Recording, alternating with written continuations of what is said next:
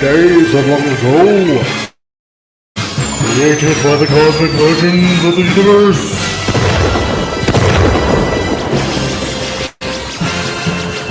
There stands one man, one great man, a man dedicated to preserving all that is good in pop culture. Loved by few, hated by many.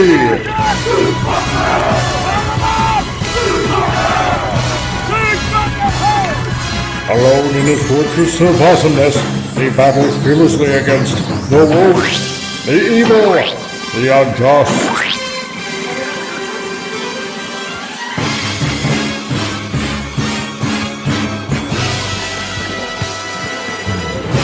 To right that which is wrong, to stand for justice, to serve all mankind.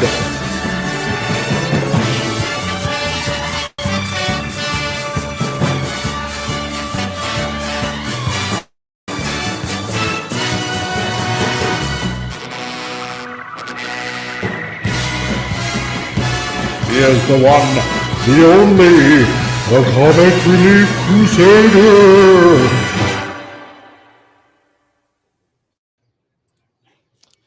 Hey guys, how's it going? Well, I'm gonna put myself on camera right now. Greetings and welcome to a Thursday to everybody out there in the YouTubosphere and on Rumble as well. Great to see you guys coming in slowly but surely, but that's okay. Because we got a special day today happening. Normally, as some of you might know out there, that generally I'll put a video out on Thursday, but this is going to be a little bit different today because we got a special guest with us. I want to thank everybody that's showing up so far. Christian Delorme, bonjour, monsieur. Thank you for coming today. And we got Legion of Comics. It's going spanky good as far as I can tell. And also on top of that, we're simultaneously broadcasting on Rumble as well. So hello to everybody on Rumble. So today is the day we're going to be having a fun interview with a manly man that has worked in the industry, done so many things, brought so much entertainment to everybody out there that enjoys comic books, whether it's independent stuff that's out there right now, or if you were a past reader of Marvel or DC or anything like that. So we're just going to welcome him today. If you're blue and you don't know where to go to, why don't you go where fashion sits?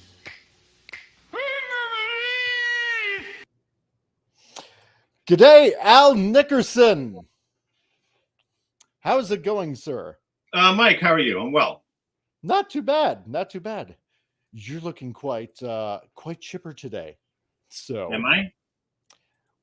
Well, I like to think so. So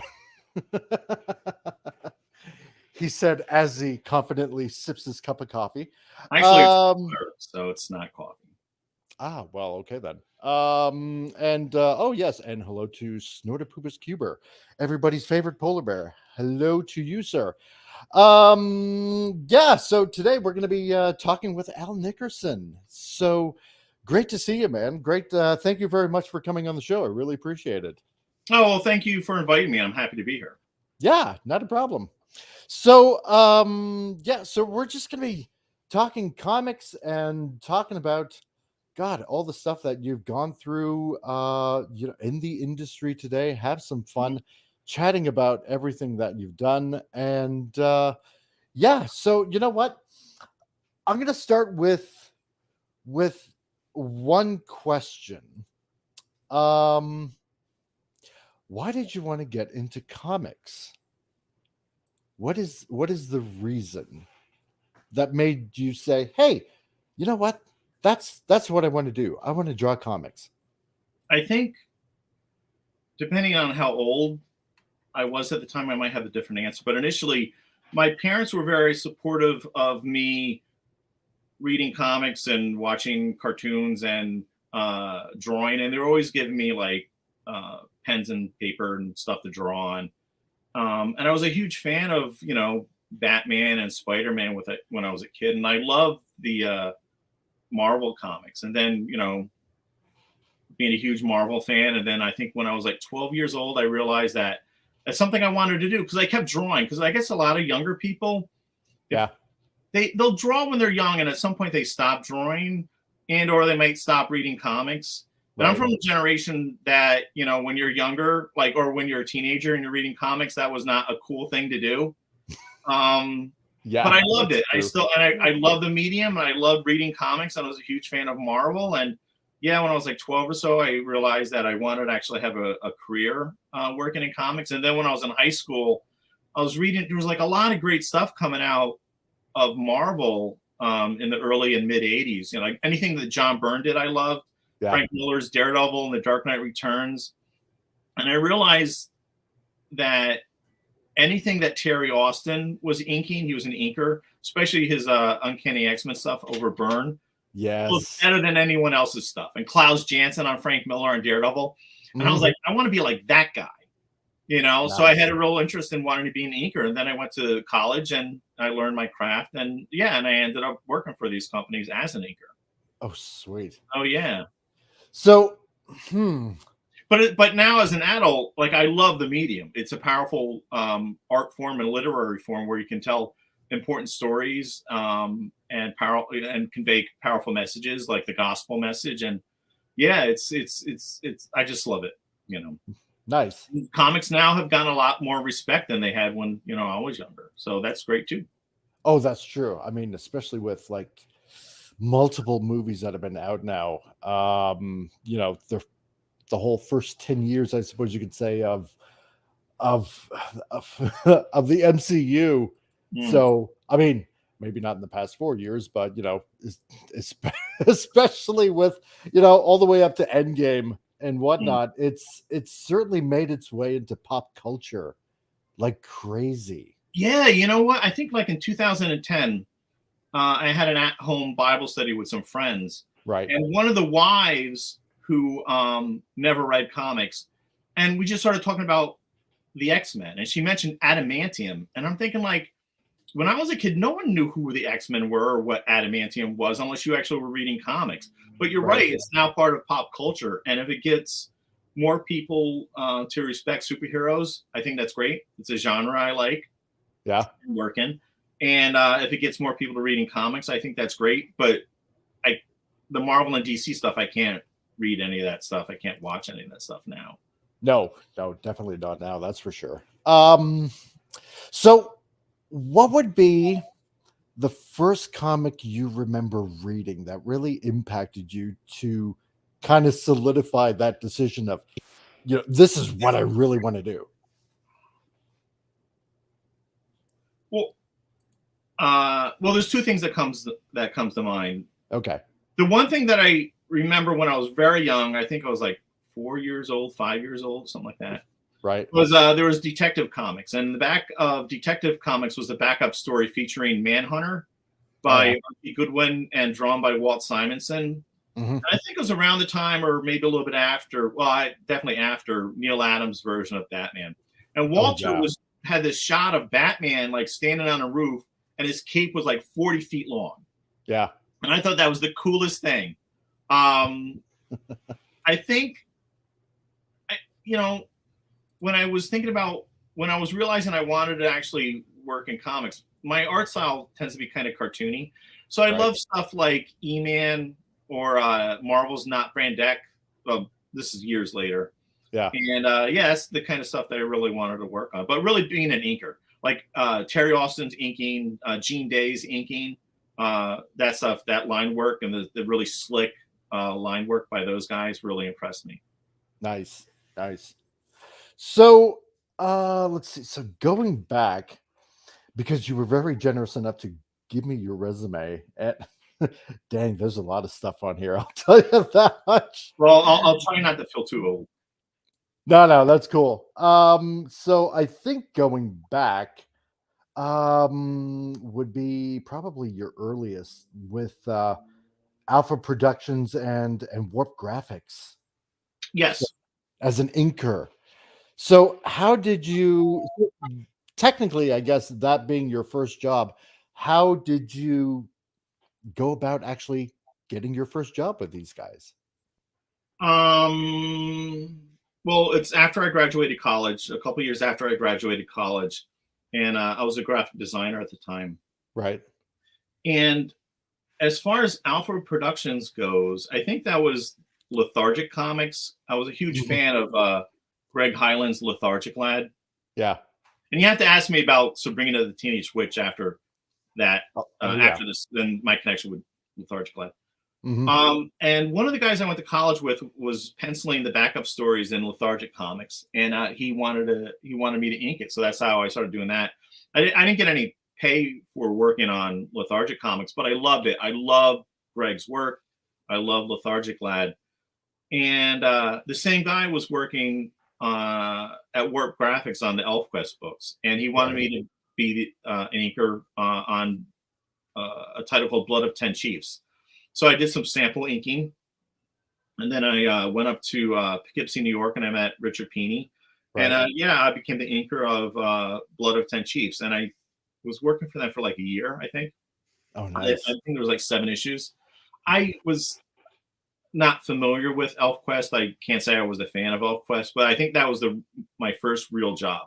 So they paid me a very good page rate. They returned artwork to me. I got royalties from them. And Nice. that was a lot of fun. Huh. And I was so that's what I wanted to do. Because I do remember, oh God, and I'm dating myself here too. When I was studying graphic design back in '95, I did have this one roommate, and he actually got the Lethargic Lad comics, Mhm. and I'm flipping through it. It's like, oh my God, this is funny. This is hilarious. I love Greg's work. Still It do. was so good, right? I couldn't put it down because, first of all, here's another comic nerd, I suppose you could say, that collects comics as well, and wanting to get into graphic design like I've done. But here are some really independent comics that I've never even knew existed. Mhm. And looking at Lethargic Lad, it's like, oh God, I really wanted to find these issues. So it's actually amazing that you're actually connected to that. Yeah, And we had Greg and I and a couple other guys had a couple of crossovers with our characters, including Lethargic Lad. yeah, So I that was a noticed lot that. of fun. And also, actually, I'll tell this story too. When I Okay. was inking for Archie Comics, the first title I had was Sabrina the Teenage Witch, and there was a panel where Sabrina's on the bed, and I think I maybe had sent it to you. And the penciler, Yeah, let me bring that up here.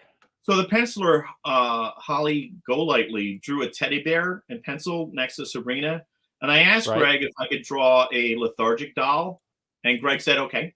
So I changed the teddy bear into There a we go. lethargic doll. Nice. There you go. So Yeah. So and that was great. So when I had inked that issue, I put a note in the margin for the colorist to keep the Lethargic Lad doll white. Right. When they printed the book and I got a copy of it, they colored Lethargic Lad purple. Oh, really? So it's a Nice. purple Lethargic Lad.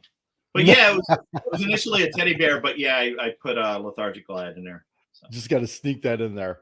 I had to. And Greg said it was cool, so there you go. So that was a lot of fun. So comics used to be fun. Well, yeah, exactly. So, Since we're on topic, but yeah. Okay. Nice. And then I think after that you made your way to MTV Animation and then Radical Media. What was it like working with MTV? That's pretty interesting. At the time, one of my college buddies, and we were all roommates together, he was an animator on Beavis and Butthead, and I think he was on there since the beginning of Beavis and Butthead throughout the series and the movie. Right. They were looking for cleanup artists for the Dennis Rodman show, and the Dennis Rodman Show had clips of like animation, so they were hiring people to do inking on the animation, and that's what I worked on at MTV. Oh, cool. The neat thing was that that was at 1633 Broadway in Manhattan, and in the same building you had offices for Sesame Street and Nickelodeon. So yeah, it was kind of, so I worked in that building for a couple different companies, MTV and Sesame Street.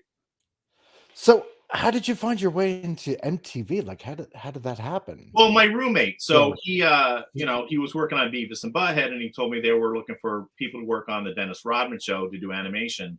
So it just said apply. Yeah, basically. yeah. So I talked to the producer and showed him my work, and I started working there. My tenure at MTV wasn't long. I think it was like for 6 or 8 months, but I got a cool watch.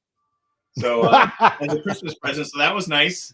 But no, like Beavis and Butthead watch or something?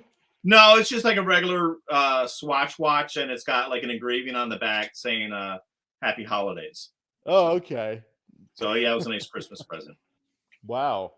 So that was fun. If you're living in and around Manhattan during the 90s, yeah, you're going to bounce around to different studios and networks, if you want to do animation or publishing. Marvel Marvel's still in Manhattan, but DC used to be in Manhattan. Actually, up the street from our offices at Sesame Street at 1633 Broadway was DC's building at 1700 Broadway.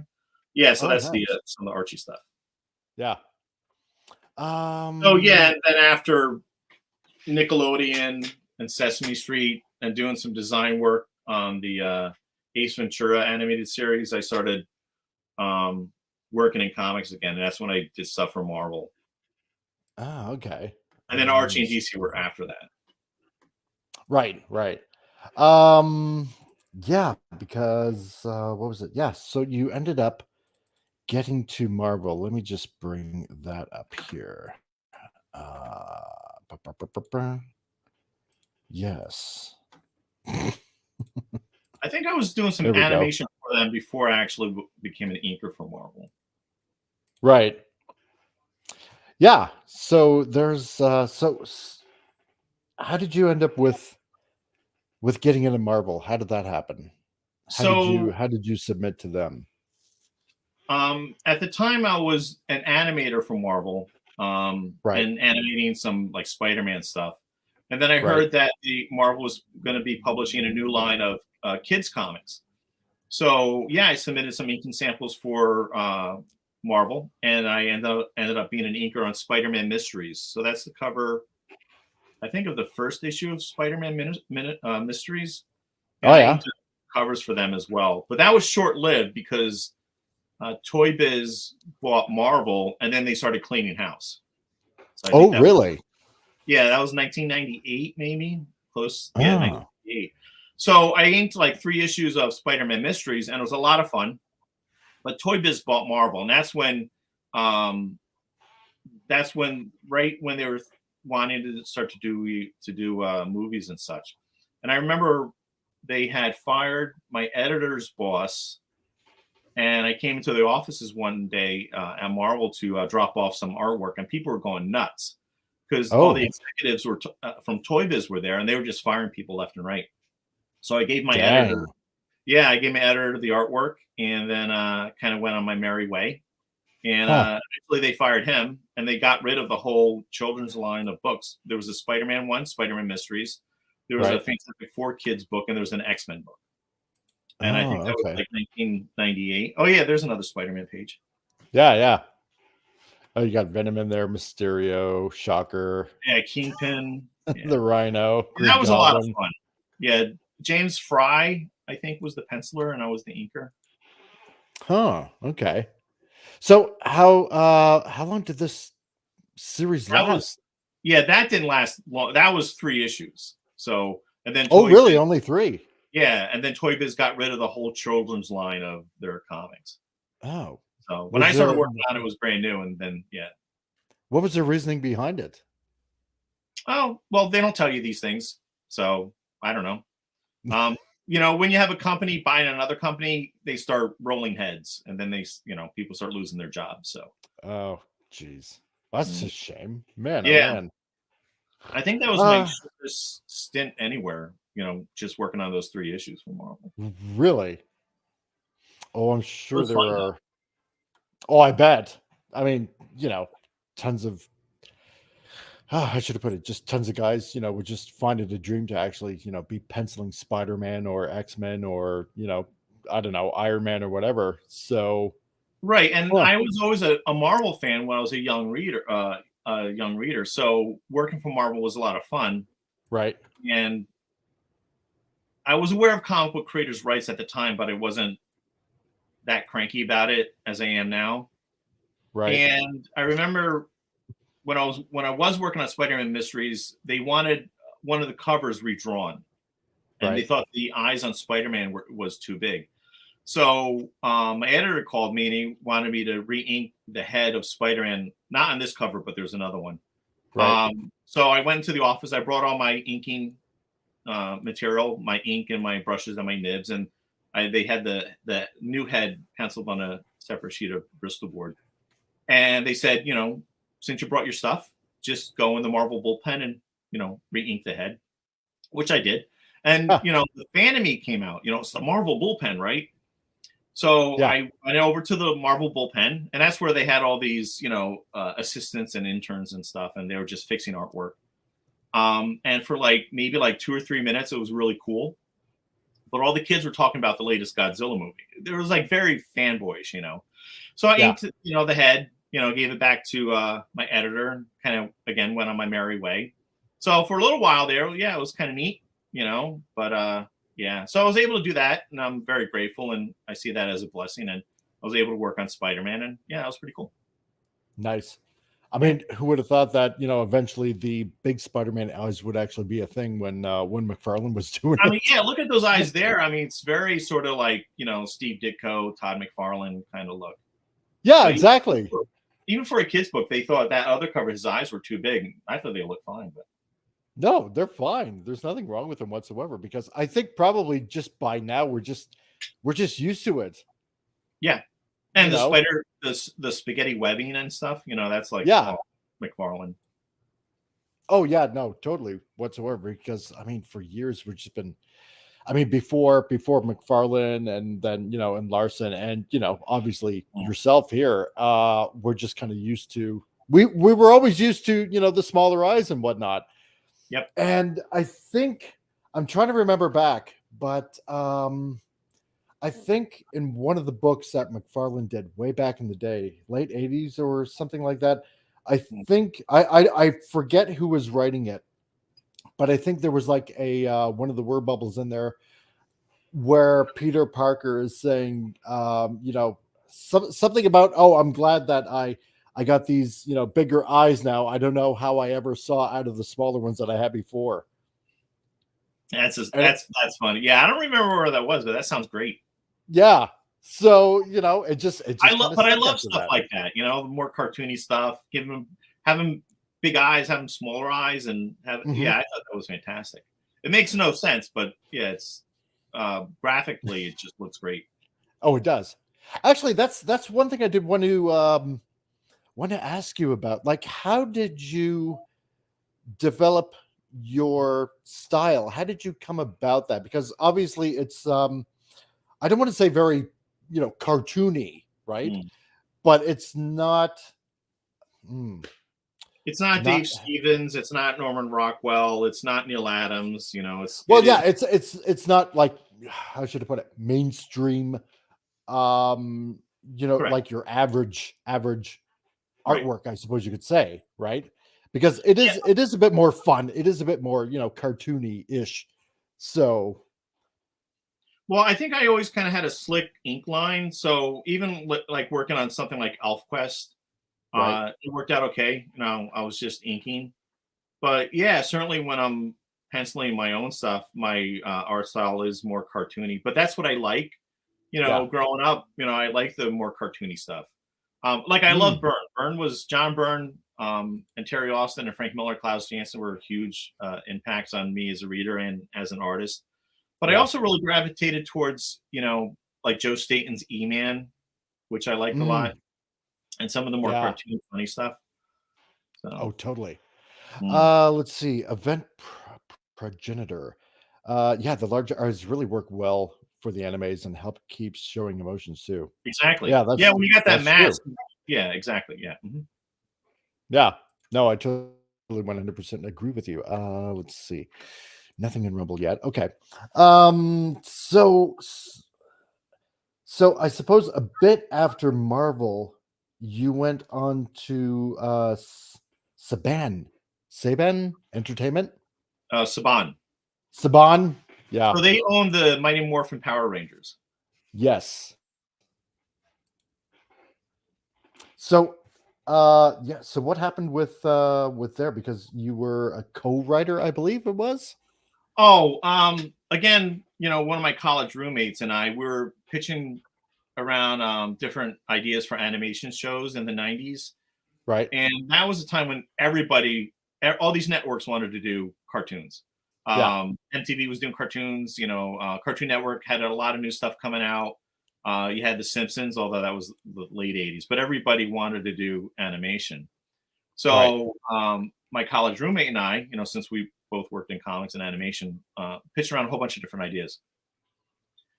Right. And there was one idea that Saban Entertainment wanted to develop for Fox on the Family Channel. And this is when we Mhm. were both working at MTV doing animation, and Right. we had to get a lawyer to negotiate a purchase contract, or I think it was an option to purchase contract. So we signed an option Mhm. option deal, and then we signed an option to purchase deal. So Saban Entertainment and Fox and the Family Channel had 1 year to decide whether they wanted to greenlight this animation series. So we wrote the pilot. We came up with the Bible for the show, which details all Right. the characters and some of the stories and that sort of stuff. And I think there were like 3 drafts of the pilot. And then after that 1 year period, they decided not to greenlight the show. So Oh, so they didn't turn it into an animated series.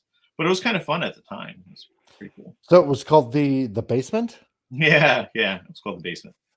So it was like a So, bunch of kids in high school, and they had like kind of like a little grunge rock band. oh yeah. So And so what was? How should I why put it? did they not greenlight it? Again, they don't tell you these things, No, but but I they mean, had like, what was the series going to be essentially about? Like, like they got a band. teenage angst, grunge music, getting into trouble, causing Ah, chaos, during high school, and having your little punk band down in your mom's basement. the And whole it was night. very Yeah, kind of cartoony. So yeah, it was the kind of whole '90s angst. a lot of angst. It was kind of Yeah. edgy. Yeah, it's been a while since Um. I thought about that. Oh boy. But yeah, dealing with Hollywood, yeah. So we had a lawyer. We didn't have an agent because at that time, if you were working in animation, um, people kind of knew who you were, I guess. So Right. when we called Cartoon Network or any other studio, we just told them who we were, and we would sign a submission form or a release form, and then they could Mhm. look at the material. Nowadays, you can't even do that. You need an agent.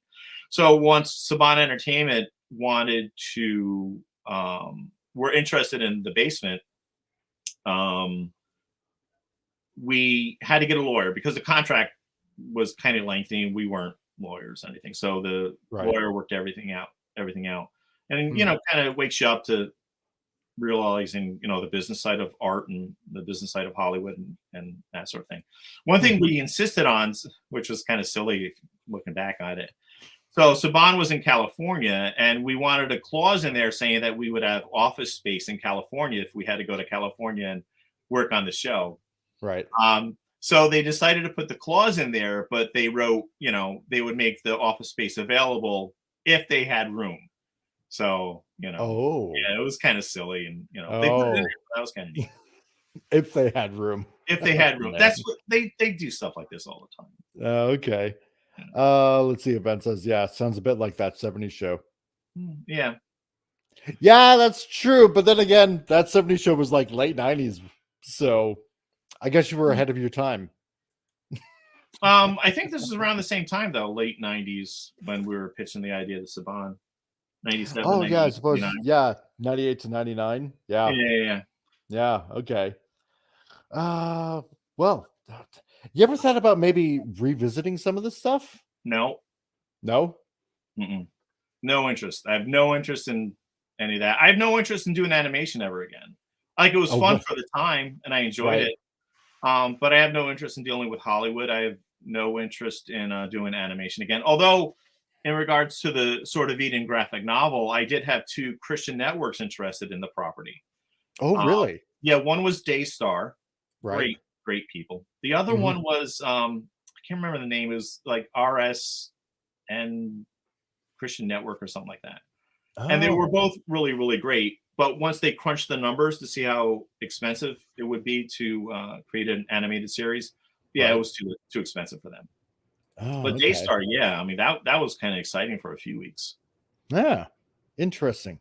Yeah, that would have been cool. Let's see. Oh, and hail John Reddle that just joined the chat. What we're gonna do, guys, if you got any questions, because I know everybody probably more than likely has tons of questions. Yeah, we'll be getting to the questions soon. So just to let you guys know. So then I guess after that, and this is quite different. You end up working with Sesame Street. Yes. Oh, yes. There you Yeah. go. Yep. So Yeah, so I was an so animator at Sesame Street from January of 1999 until right. June or July of 2001. Huh. So that was So kind of a good gig for a while. It was like a full-time job. You know, it was a 9 to 5 job in their offices. right. And our department at Sesame Street was making so much money for Sesame Street that they gave us new office space. Like we had our own floor at that 1633 building in Manhattan. So that was pretty good. And then even though it was a full-time job and you get, you know, benefits and medical and all that stuff, Mhm. every year they would give you a new contract. So I shared an office with another guy and it was great. Mhm. Um, at one point, I think it was like in 2000 maybe, MTV wanted me to come back Oh, and they were really? in the same building. So my contract with Sesame Street was coming up. So MTV Oh, was going to be working on this new animated series, and they wanted me to be a lead cleanup artist, a lead inker on this new animation series. okay. So I met with them. I said, "This sounds great," and they were offering me more money than Sesame Street was going to offer me with this new contract for my second or third year. Hmm. So I told Sesame Street, you know, match it or I'm leaving. Right. And even though I knew that MTV's like I had no idea what was going to happen with this animation series at MTV. I knew that if I stuck with Sesame Street, you know, my job was pretty much secure. Right. So I told the folks at Sesame Street that, hey, you know, MTV wants me to come back. They're offering me more money. So I would like to have you match that where I'm Right. leaving. Yeah. So my supervisor wasn't happy. He felt like he was being strong armed, and he was. But they matched it. So Sesame Street matched the price that MTV was offering me. So I Nice. had to tell MTV I was not interested anymore. They were not happy with me. But so I stuck around with at Sesame Street, and it actually raised everyone's salaries up when their contracts came up because Oh, mine was. really? So initially, people in other animators were grumbling that I was making much more money Right. for that amount of time I was working for them, but it raised everybody's salaries up when it came time for them to renegotiate their contracts. Oh, But what wow. happened with Sesame Street was that I was on vacation. I came home and I checked my answer machine, and I had a couple of emails. I had a couple of phone messages from some of the other guys that worked in the animation department, and the Right. suits from Sesame Street came in, and apparently suddenly we were losing money. Um, Oh, so the suits came in. They divided our department into two parts. So they right. put one half of the people in one room, the other half of the people in the other room.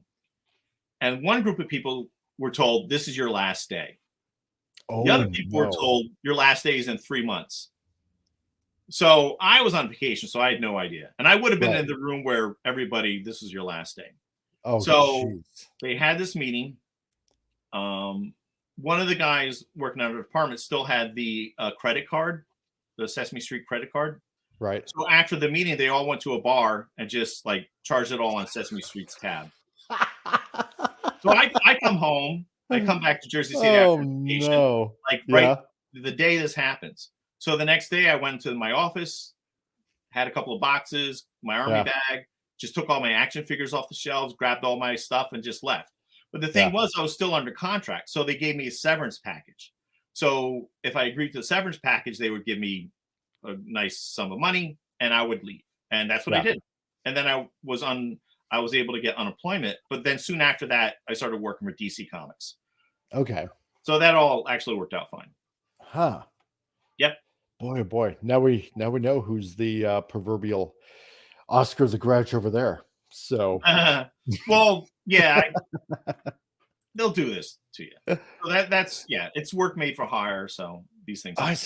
Oh God, man. I mean, can yeah, imagine because that. I mean, I didn't own any of these Muppets or anything like that. I didn't own anything I worked on. I didn't own any of the animation. So it was a cushy Right. job and it was kind of fun. Like towards the end, I was getting kind of tired of working there anyway. So that's why I kind of thought about going back to MTV anyway. But it worked out fine. Nice. Nah, that's not too bad then. I suppose Yeah, it all it worked worked out out. Yeah. Mhm. So yeah, that was one thing that that I wanted to touch up on. Because last year I was I know how hard animation is, so when you're mentioning it, you just wanted to totally get out of it. There was one guy that I do know, he wanted me to do a bit of animation. And I suppose in a way I don't want to say foolishly say yes, because to me in my head, I mean, it's just basically, the same thing. You're drawing a character, but you're just drawing the position of, say, an arm or a head, just slightly one way or the other or whatnot, and it's just basically a series of pictures, which technically traditional animation is. Yeah, what a pain in the arse it is to do traditional animation. I only had to make like, just essentially 720 frames just for essentially a minute, and it practically took me a year, on and off, because I had lots of other things to do in the meantime, just trying to do it. But God, kudos to you for doing animation. I mean, I can just imagine how much of a pain it can be at times just to do Well, it. well, what had happened was like when I went to the School of Visual Arts, I didn't study animation. I just studied comics. Right. My getting into the animation field, and I was not an animator at the time, Yeah. had a lot to do with the speculator boom in the 1990s. Hmm. So that's right when I started working for ElfQuest. And then the bubble just grew and grew and grew. And then it collapsed in on itself. So then, like, once that bubble burst with the speculator boom, a lot of these Right. publishers were, canceling books and titles and stuff. So I had to find work. So that's really why I got into animation, because, there was more work there. Right. So how hard of a transition was it for you to go from, like, basically drawing comics to animation? I mean, they're very different mediums, right? Because you Right. read comics, but you watch animation. Yeah. And when you read comics, everything moves from left to right. That Yeah. isn't necessarily the case in animations. Even when you do storyboards for like film or an animation, everything doesn't necessarily have to work from left to right in that particular panel. Mhm. I just worked it out. I liked animation. I was a fan of animation. Yeah. Yeah. So I just figured it out. Huh. So it was fun for the time, but yeah, like you said, it's very time consuming. That's why there's a lot of people working in animation. But yeah, I did it because I needed work. I did enjoy it. It was a blessing. Right. But I prefer working in comics. Oh yeah. Instead of flipping pages back and forth, does this work? Does this work? Is that motion fluid and whatnot? Yeah, it's crazy. But yeah, especially working on your own, creator own work is. I'm very happy where I am right now. Oh, totally. Then I suppose after that, Yeah, that was DC was like right after that. That was a couple of months after Sesame Street. it was, but then again, there was with Universal on Oh, I think CSI. Well, I think that was in 2007. Oh, that is 2007. Okay, so I am actually getting ahead of myself here. That's So, okay. okay. Yeah, I think DC was right after that. So I had an interview with Dan Raspler at DC to work Right. on Justice League Adventures to be an inker, Okay. which was great. Do you want to go to that instead and then talk about this Yeah. after? Let's do everything in chronological order. Okay, yeah, sure, not a problem. Okay, so let me. So when I was at DC, when I went to this, when I had the interview with Dan Raspler at DC to work on Justice League Adventures, which was the comic book based on the animation series. So he asked me how much Marvel was paying me per page, and I think Marvel was paying me like $130 per page. So he said, "We'll pay you more." So DC was paying me, I think, $140. Nice. Yeah, $140 a page ink for them. And then I started working. So I was working for DC for 8.5 years. Right. So yeah. Wow. So that was 8.5 years. That's quite the run. Yeah. So that was fun. And also a year later in 2002, I started working for Archie. So for 8 years after that, I was working for both Archie and DC at the same time. Oh wow, that must have been quite the workload. It worked out fine, except for one summer, DC was sending me so much work I had to tell Archie to stop sending me work, which is not something you should do. Really? They don't like that too much. No? No, I mean, so Archie, so I was working for DC and Archie, and for DC, they wanted me to ink a new series. It was a miniseries called Princess Natasha. It was kind of their version of Kim Possible. Yeah, there you go. Right.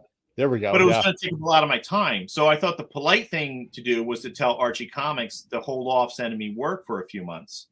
Right. And I chose DC because DC paid me more. Yeah. They were nicer to me, which I like. It's always nice when people say nice things to you.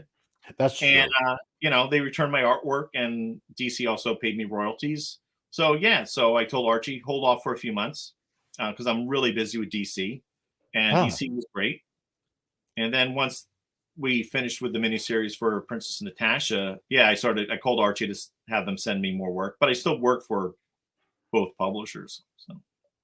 So what was Princess Natasha about? It was kind of like teenage girl who was kind of like a James Bond spy adventure kind of stuff. It was very much like Kim Possible, but she had a cooler outfit. Okay. Well, yeah, of course she had. And it was it was a web animated series, so they wanted to do a comic book based on the web animation series. Oh, really? Yeah. Oh, so did you have a hand in the web series at all? Nope. No, just stayed away from it. I think Sesame Street was my last. Yeah, working for Sesame Street was the last time I ever did any animation. Oh, okay. So that was fun. So DC was always very nice to me. I had like 4 different editors over 8.5 years. They either kept getting fired or moved to Marvel. So yeah. So that was fun. They were really nice to me. So I appreciate that. I only had problems with them years later. So well, yeah, I suppose. So, but 8 years, that's not too bad. Yeah, 8 years at Archie and 8.5 years at DC. So that was good. Okay. Nah. So they kept me busy. So that was fine. Except I can imagine. Yeah. Except for what? Towards the end, like 2010. Oh, yes. That's when things started to slow down a bit. Right. Okay, here. So let me just go over to this here. Yeah, so with Archie. Okay. I'm just gonna bring that up. Okay. There we go. So you're doing basically Archie and DC at the same time. So DC came first and then Archie? Yeah, DC was June or July of 2001. The following year in 2002. I actually want to comment on that. I started working for Archie. Okay. So right. So this was from Archie and Friends, and I think it was a 3-issue story or 4-issue story where Chuck Clayton was teaching art to young students, and the penciler was Fernando Ruiz, one of my favorite pencilers I work with. So this panel here the page that Chuck Clayton is holding up, there was nothing drawn there. Right. So I drew Superman fighting Thor, and then Thor, smacking Superman around. So that's okay. Let me kind of zoom in on. Oh, right. Yeah. Okay, Yeah. I kind of see it. Yeah, right there. Kind of like what I did with the Lethargic Lad doll, just adding stuff. But Yeah. so Chuck Clayton is teaching his students how to draw comics, and there was nothing penciled there. So I just drew in Superman fighting Thor. So that's kind of cool. Oh, that was so much fun. That was great. And they didn't catch it, which is wonderful. So yeah, it's all print. Oh yeah. Sometimes they would catch these things, but sometimes they wouldn't. Sneak it in there. Yeah. Hmm. Well, it's not like we haven't had, Marvel DC team ups and crossovers before, so it's not a bad homage in a way. Yeah. An Archie comic, yeah. If they caught it, yeah, they would have not have been happy with that.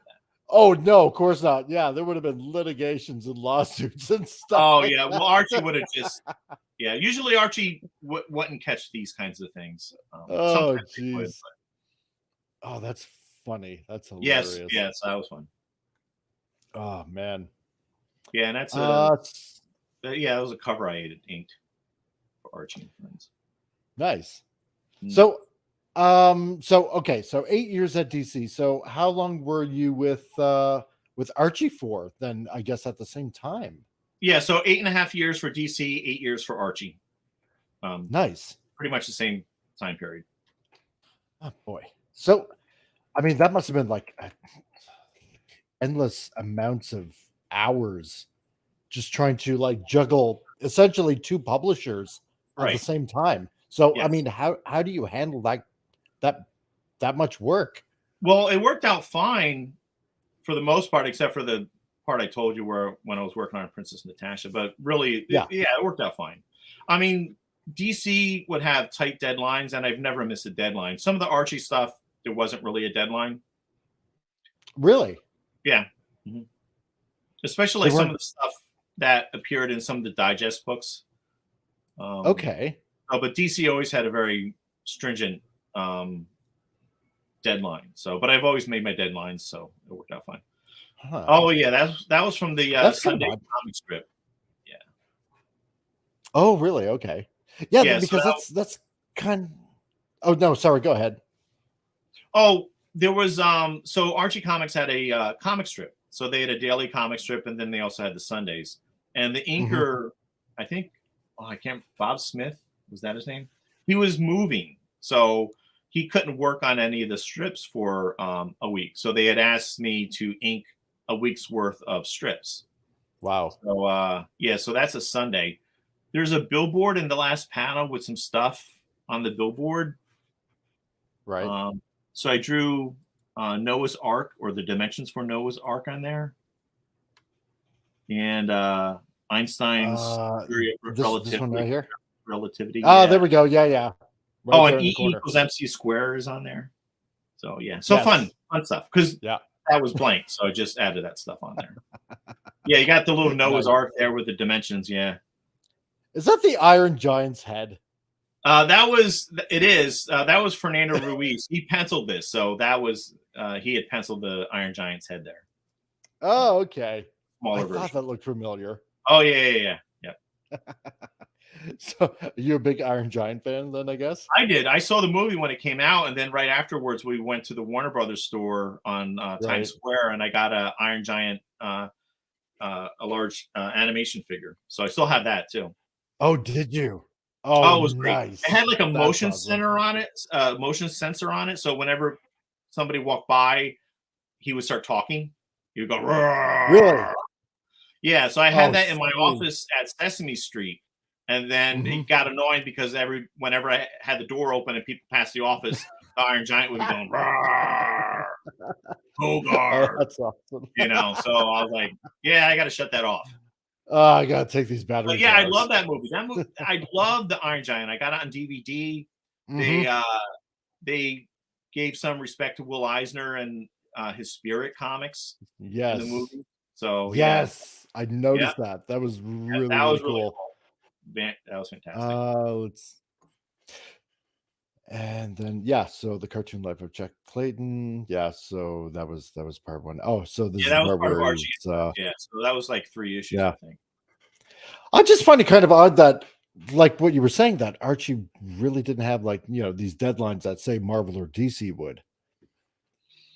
Yeah, there were. I don't think I ever was told to have something due by a certain date at Archie. Maybe I just did things fast enough. Even on Right? Sabrina the Teenage Witch, I worked on that comic for like a year and a half, maybe 2 years. Yeah, we never had any Right? problem getting stuff done. And Hmm. yep, So just been primarily just really inking, I suppose. yeah. Well, So all my work made for hire stuff in comics was as an inker. right. So I'm just kind of wondering how, like, let's say for an average page. Well, I really shouldn't say an average page, because every page is kind of different anyway. But with either Marvel or DC, I mean, how long would it take you as an inker to do a page on average? Usually, like, Let's say, yeah, I could probably do at the time like a page and a half a day.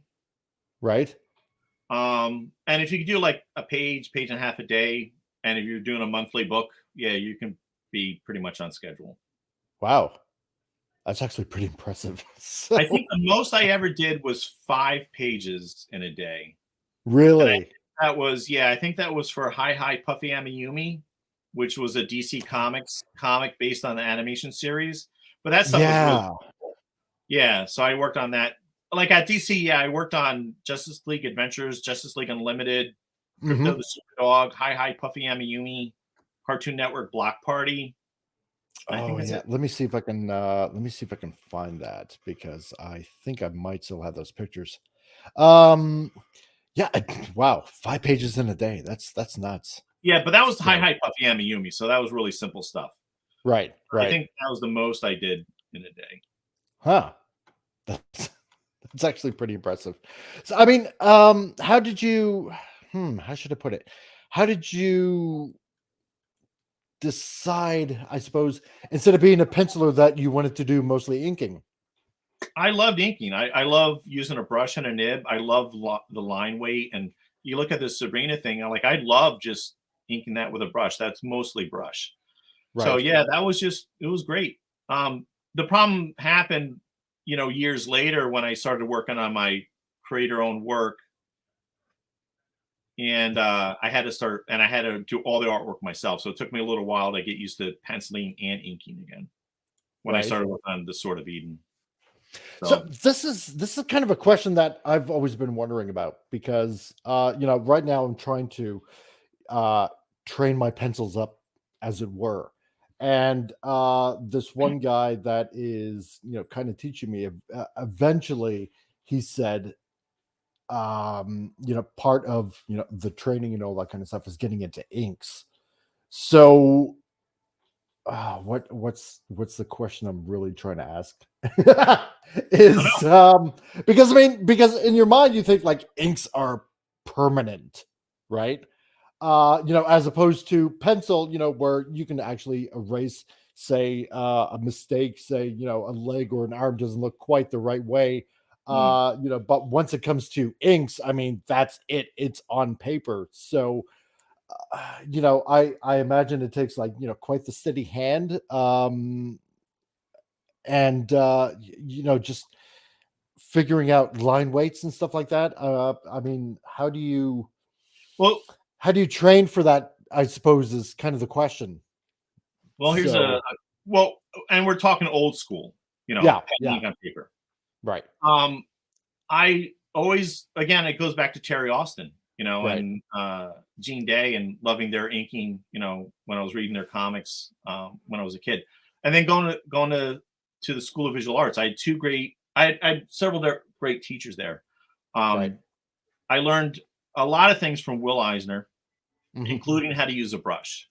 right. And I also learned inking from another teacher, Sal Amendola. And Sal used to work for like Archie and DC. So Mm, yeah, when you're sitting there and you're watching Will Eisner like ink a drawing he drew of the spirit, and right. him being focused Will focused a lot on storytelling. That was the big thing, but also Right. inking, and watching him ink and him looking at your stuff and learning from him. And so when I was a student at SVA, Will was looking at some of my artwork, one of my class assignments, and the nicest thing he said to me was, "You have a nice line." And I wanted to be an inker, and that just blew my mind, because I wanted to be an inker, and here my teacher, Will Eisner, said, "You have a nice line." Yeah. And that meant so Wow. much to me. So that was great. Yeah, but not everybody can use a brush. It takes practice. And you're right, Yeah. it takes a steady hand. So you can see, like, the way the pen weight, or the brush, the line weight there kind of goes from Mhm. thin to thick. So that's Yeah. all brush. But I love doing that. That even now, like when I'm drawing the Sword of Eden, my favorite part is inking. Huh. Actually, yeah. So let's get into. And you have to really be confident when you're inking too. You got to be confident that you know what you're doing. There's always whiteout, you can always use that. So, Yeah, that's true too. know. So because I'm thinking, it's like, oh my god, you make one little mistake, brush it out with the whiteout and stuff yeah, like when that. you're done, And just write it out, fix it in yeah, Photoshop. yeah. Too. And I'm just hoping to God it's like, not like a big like mistake after mistake after mistake, and you got like this big crusty lump of like whiteout and whatnot. So You just got to do it. I'm Dave Right. Sim of Cerebus. He said that inking is not Zen-like. It is Zen, and you have to be confident. Can't worry about it. Just use the brush and just go and do it. Interesting. Because if you think you're going to fail, you will. Well, yeah, that's true too. Oh, yeah, that makes total sense. So, and also, so when I taught sequential art, how to draw comics, one thing I would tell my students in regards to inking is that when you're using a brush or a nib, exhale when you're doing the motion, because you're going to have more of a steady hand when you're doing that.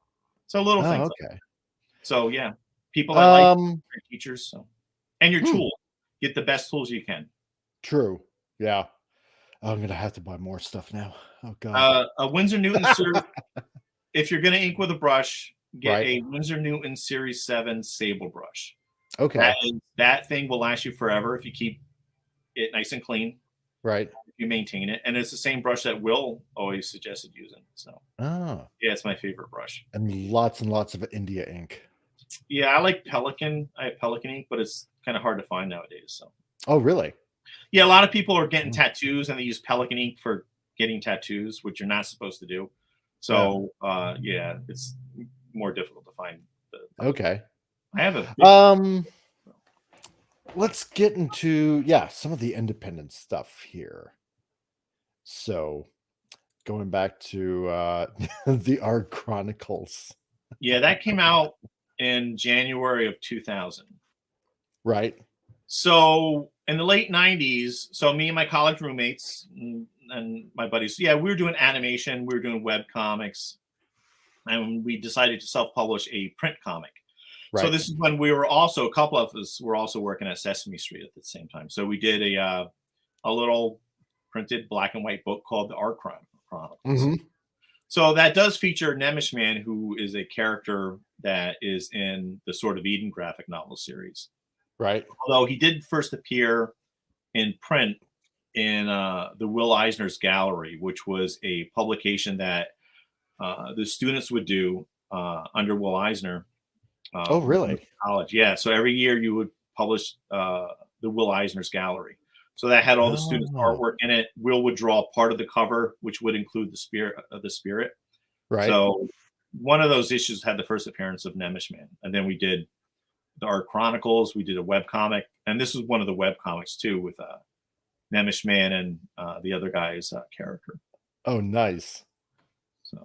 So they would actually, like, he'd actually produce a comic with his character, the spirit, and you'd get to add your own characters into it. So Will would draw the spirit on the covers of each issue of the Will Eisner's Gallery. Oh, really? And all the students' artwork would be the interior pages. Oh, I see.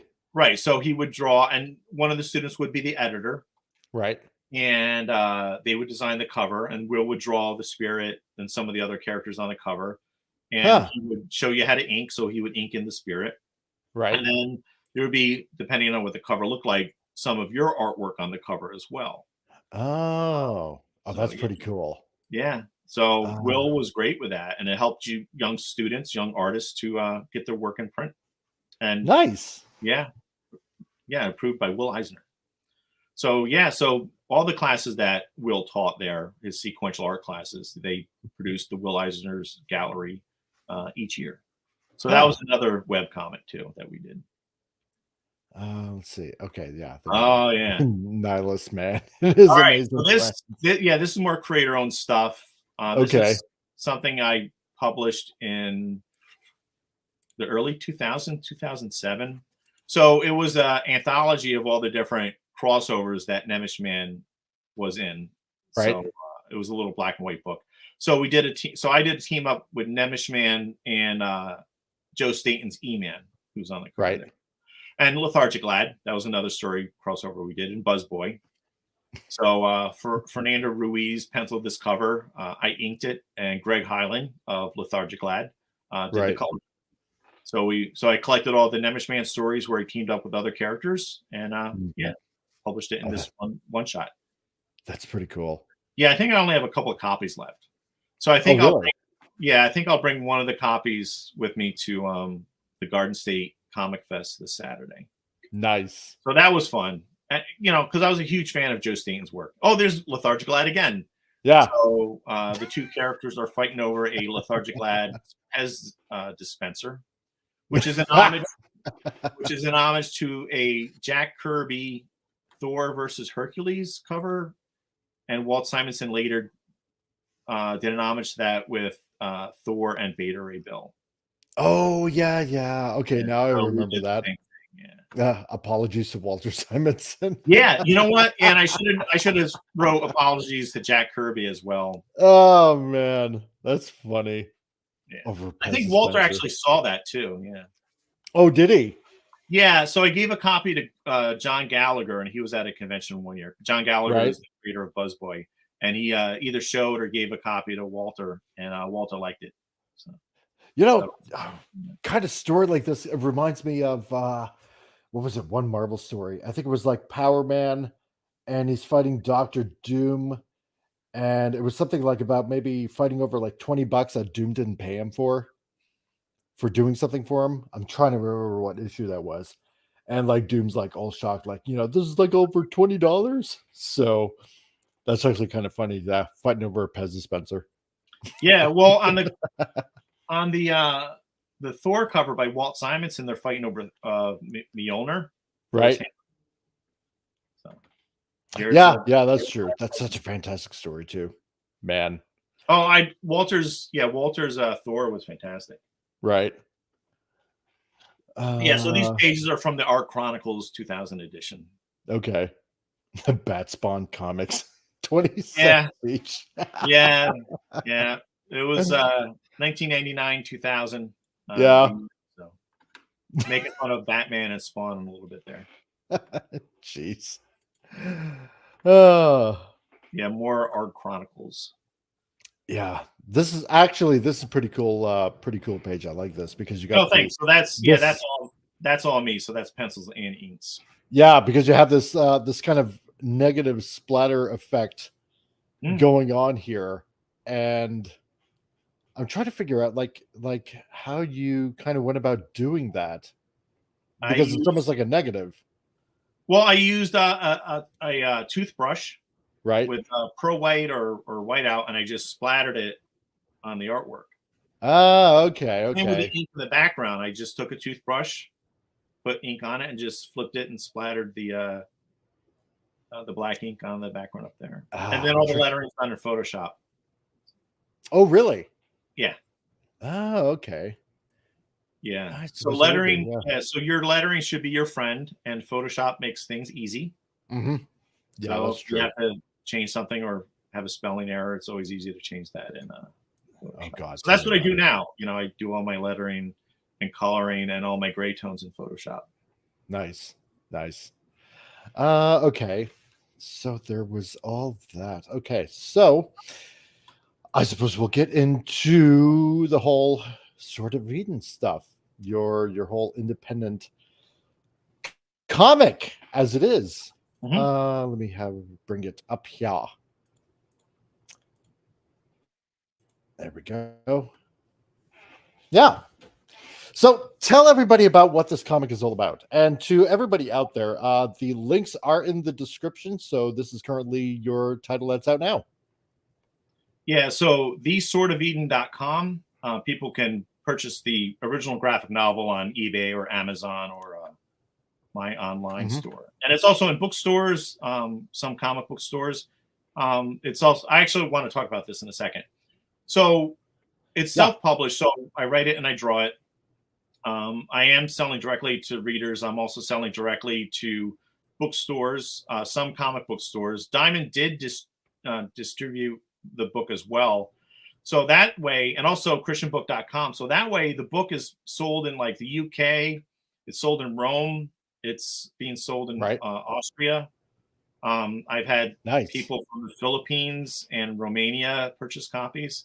But this is a print that I just had printed up a couple of days ago, and I'm going to debut this print at the Garden State Comic Fest this Saturday.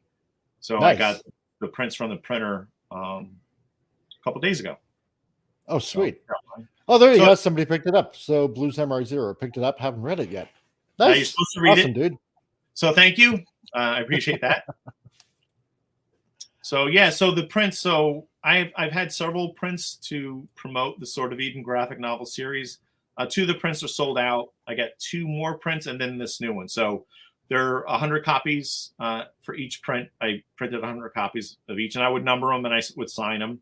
And once they're gone, they're gone. So whenever somebody purchases a copy of the Sword of Eden, I'll put in some signed Xerox artwork and some prints. So I'll have these at the Garden State Comic Fest on Saturday.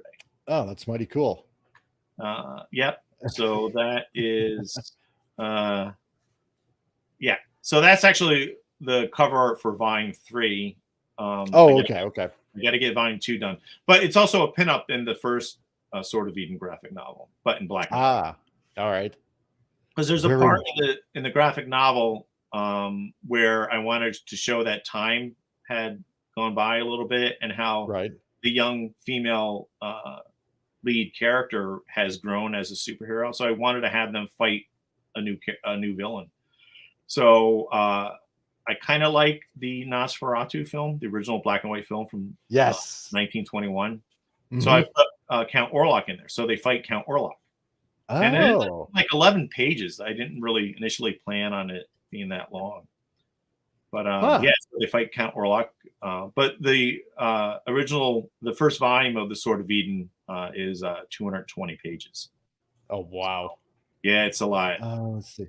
So I'll have copies of that there as well at the Garden State Comic Fest. That's right. So if you're going to be in the area, make sure you make it there. Yeah, that's Pine Island, New York. Yep. So yeah, if you go to GardenStateComicFest.com, they'll have information on the event for Saturday. So which is great. So I contacted them. They offered me a free table, and yeah, I'm very excited to go. Sweet. Is that the Max that I see there? No. No. Okay. Not a problem. That was actually a friend of mine, my friend Charles. We actually have the same birthday, although. Oh, really? So one birthday, I got one of those blank covers. It was for the Max and Batman crossover. Oh, okay. So I drew, those characters, and that's actually an homage to the Batman versus Hulk Treasury comic book with those characters. So okay. Has something big he's going to clobber that other Bat-mite looking character with. Which actually that might be a print too. So that's the inside front cover for the Sword of Eden graphic novel. So I wanted to use the Green Knight in the story, but it's a black and white book. So I wanted to show that the character is actually all green since he's not on the cover. So I had the inside front cover and inside back cover of the Sword of Eden printed in color, which you don't normally do. So yeah, the printer worked out fine. Nice. So that is the Green Knight from the old King Arthur stories. Okay. A bunch of demons. So And there's a lot on Noah's Ark. So that's all different story. Yeah, the Sword of Eden has 3 stories. So there's okay. the Sword of Eden, the Green Knight Returns, and the Right. Ark. Let's see. And that's one of the bad guys, Asmodeus, who's a demon. All right. Who's I was just trying to put all of these together. They look like they all belong together. So if I got them jumbled up, my bad. No, this is all part of the Sword of Eden graphic novel. Right. Okay. Let's see. And so there you got your super heroine. Yep. So Rebecca Stern is a young 16-year-old Jewish girl who's starting her career as a superhero. Yep. And she has an eye for an eye kind of view on things. And she thinks that if she's beating up bad guys and stopping evil, then she's doing God's will. Meh. And then she ends up teaming up with these other superheroes who are looking for the Sword of Eden, which was the sword that the angels used to keep man out of the Garden of Eden. Oh, Genesis chapter interesting. 3. Nice. And the demons want to stop the heroes from getting the Sword of Eden because the sword is a very powerful weapon. Oh, I like that. That's an interesting idea. Yeah, it's mine. Huh. It's copyrighted. Yeah. So that is the Green Knight on the left. Okay. And a character by the name of who claims to be Lilith shows up. She claims to be Adam's first wife, which is a heretical view. Right. Adam only had one wife, and that was Eve. So it's really a demon. Mm-hmm. And she claims to be. And this is Rebecca Stern running off to see her rabbi.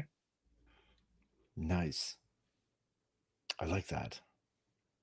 A couple of demons. So you got Asmodeus, who's the main villain, and Gloomtooth, who's another villain, another demon. I like that name, Gloomtooth.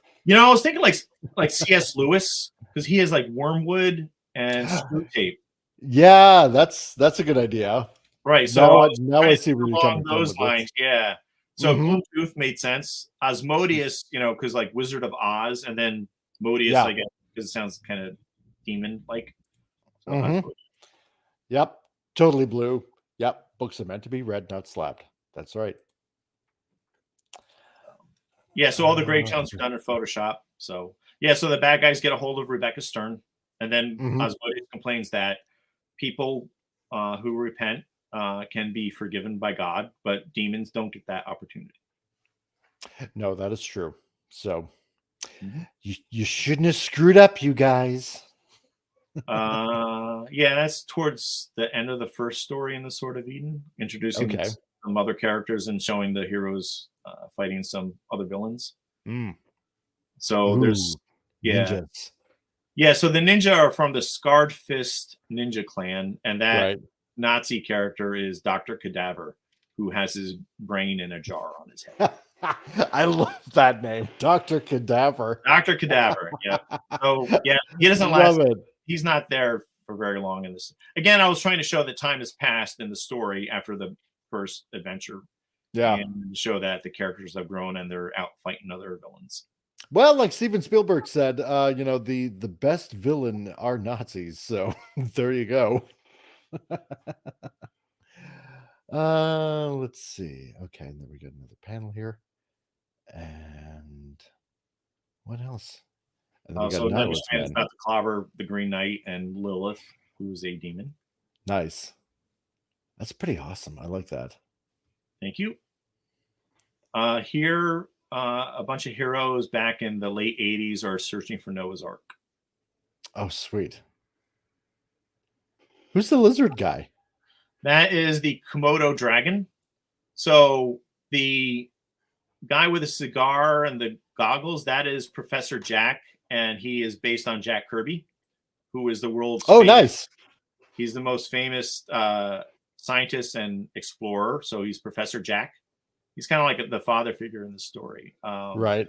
The other characters are based on friends of mine who we grew up together, and we used to play role-playing games together. Yeah. and kind of based on their personalities and some of the characters they had created in some role playing games. Hmm. Yeah, so Professor Jack is he's kind of like a Jack Kirby. based on Jack Kirby. Yeah, Dave Sim really enjoyed the Sword of Eden, and he said the favorite character in the whole graphic novel was Professor Jack. Nice. I like that. So, yeah. So there's Yeah, Professor. yeah. You know what? It actually does look like Jack looking at him that way. Yeah. Well, that was my intention. Yep. So Cigar in here the mouth and all that. I he's got love the it. cigar. Yeah, absolutely. Mm-hmm. So here he's talking about the origin of a character by the name of Ninja Spider, Right. who is a ninja, and he got the powers of a spider. Right. I love that. That is such a good homage. Thank you. Yeah. Okay. And then we're back. Yeah, to- so that's the black and white version of that pinup, Yeah. which is at the end of the Sword of Eden graphic novel, I have a section for pinups and the gallery section. Right. There we Oh, go. and that was one of the prints that I no longer have either. So it's Nice. Man punching a Skrull who thinks he's Iron Man. Okay. Is this taking a little bit of a hint to the whole Secret Wars kind of thing, or no, Secret Invasion kind of thing? You know, the original artwork was for a blank cover for Secret Invasion. Really? I got another one on my drawing board, which I'm doing now for the con that's coming. Oh, are you? Yeah, it has Nemesis Nice. Man fighting the Super Skrull. Ah. So yeah, originally sweet. this was it was on a blank cover for Secret Invasion #1, Uh-huh. and it had Nemesis Man fighting some Skrull who kind of looks like Iron Man. So so that was a print. That's one of the prints I no longer have, and that's also part of the gallery section in the Sword of Eden graphic novel. Oh, I like That was a lot of fun to do. That was fun. Oh, there you So go. here's the Sword of Eden in a couple of bookstores. Mhm. The one on the left-hand side, I think that's Fireside Bookshop in Charigan, Illinois. Okay. And on the right-hand side, that's Well-Worn Books, which is in Middletown, New York. All right. So they have copies. I think they each have one copy left of the Sword of Eden graphic Oh, novel. sweet. So that's working directly with retailers. Okay. And that's the inside back cover to the Sword of Eden graphic novel. Sweet. There we go. Oh, Yeah. that's another print I had. So I've had a total of 5 prints made for the Sword of Eden, and that's the second print that I no longer have. And initially, that was another blank cover artwork for an issue of The Walking Dead, and that was also a birthday present for a friend of mine. Oh, that's pretty cool. I like that. That's pretty awesome, man. Thank you. Okay. So then there's all that. All right. Well, let's see here. Do you want to talk about the Law and Order stuff? Oh yeah, absolutely. I'm sorry. Yeah, because No, it's we funny were gonna 'cause- do that. Because when I mailed you my my resume concerning my work in comics and animation, I completely forgot the Law and Order stuff. But yeah, go ahead. Right. Okay. Yeah, let's bring that up. I think that was in Because, 2007. So that was me dealing with Hollywood again. Right. Yeah. So here it is, Law and Order CI. And Oh, the episode Criminal was Intent, titled, yeah. yeah. And so the episode was called Self-Made. Correct. Yeah. So Okay. as you look at the graphics, that I have a little red arrow pointing out where there's some of my artwork. Right. So what had happened was the art production department at Universal, they were filming an episode where they're in an animation studio. Mhm. So in New York, they rented out an office, but it didn't look like an animation studio. So they contacted me and they wanted me to supply some artwork that they could print out on these huge foam core boards and mount on the walls to make it look more like an animation studio. Right. So they contacted me. I used artwork that I've already done, and it's all creator owned artwork. And I sent them, I emailed them like 8 JPEGs, and they said, we'll buy all of them to use in this shoot for this one scene. So I was like, that's great. And all the artwork was already done. So I didn't have to do any new artwork, and it's all creator owned stuff. Right. So they emailed me a copy of the contract, which was just a half page long. But nowhere in the contract does it state that Al Nickerson, that I own this artwork. Right. So I told the producer, I'm like, listen, can you add this one clause in there? Just you guys acknowledging Universal that I own my artwork. Because you don't know what's going to happen. They could air the show and say it's their work. Yeah, exactly. So it's all copyrighted, So the producer got a little huffy with me. She said, this is our standard contract, and kind of implying like, who are you to, say something like that. She's like, well, we'll send your request to our legal department.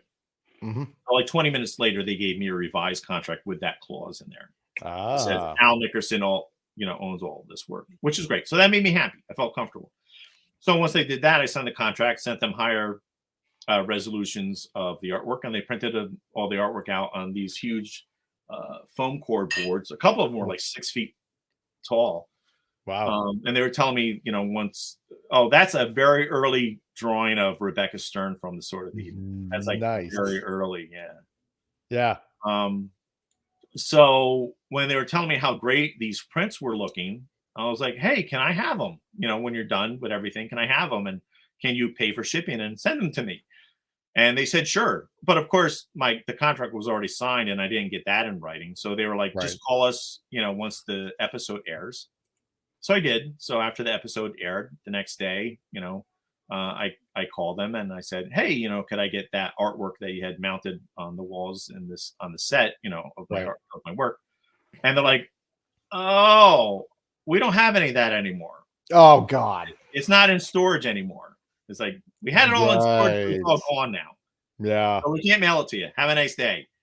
So one, I should have gotten that in writing. Two, I'm sure there's people that worked on the show that have like this artwork like in their dining rooms or their, other rooms of their house and the living rooms and stuff. Because some of them are private collections. They look really good. Yeah, they do. Yeah. So, but that would have been cool to have all that stuff. And they said they would, but I didn't get it. I did not get it in writing, and it's all gone now. There we go. Now we're gonna have to boycott them. No. There's no reason to boycott them. I'm kidding. Yeah, I agreed to the terms that was set, and they were accommodating with my concern in regards to the ownership of my stuff. No, I mean, at least you got to essentially have your artwork on TV. I mean, yeah, how many people get to do that, really? Well, I've done that a lot, but this is this was fun. But yeah, so they gave me a check for $1,000, which was fine. No royalties or anything. But I was like, well, since the artwork's already been done and used before, that works out fine. But yeah, and I never saw the show before. Oh, really? I saw this episode, but no, that'd be pretty cool, man. Yeah, it was kind of fun at the time. Cool.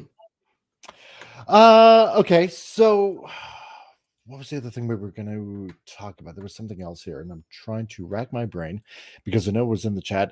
It was about Will Eisner and dang, the other teachers I had at SVA. Yeah, exactly. Oh, what you said?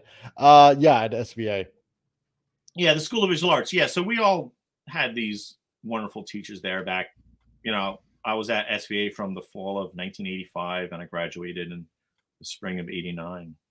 So Will was my teacher for my last 3 years there, and other teachers I had were Harvey Kurtzman and Gene Colin, and Erwin Hasten and Sal Amendola, and Will was great. Gene was a really nice guy, very soft spoken. Erwin Hasten was a really nice guy. Yeah. And so Erwin Hasten, I worked for DC. Who did he create? Bobcat for DC, and I think so. Did he create the original Green Lantern too? I'm pretty sure, yes. So Erwin also worked on a comic strip called Dondi back for decades, I guess. Yeah, way back when. So every year at the New York Comic Con, because I go every year, and Erwin would always have a table at the New York Comic Con. Right. So this is like 2006 up until a couple years ago before he passed.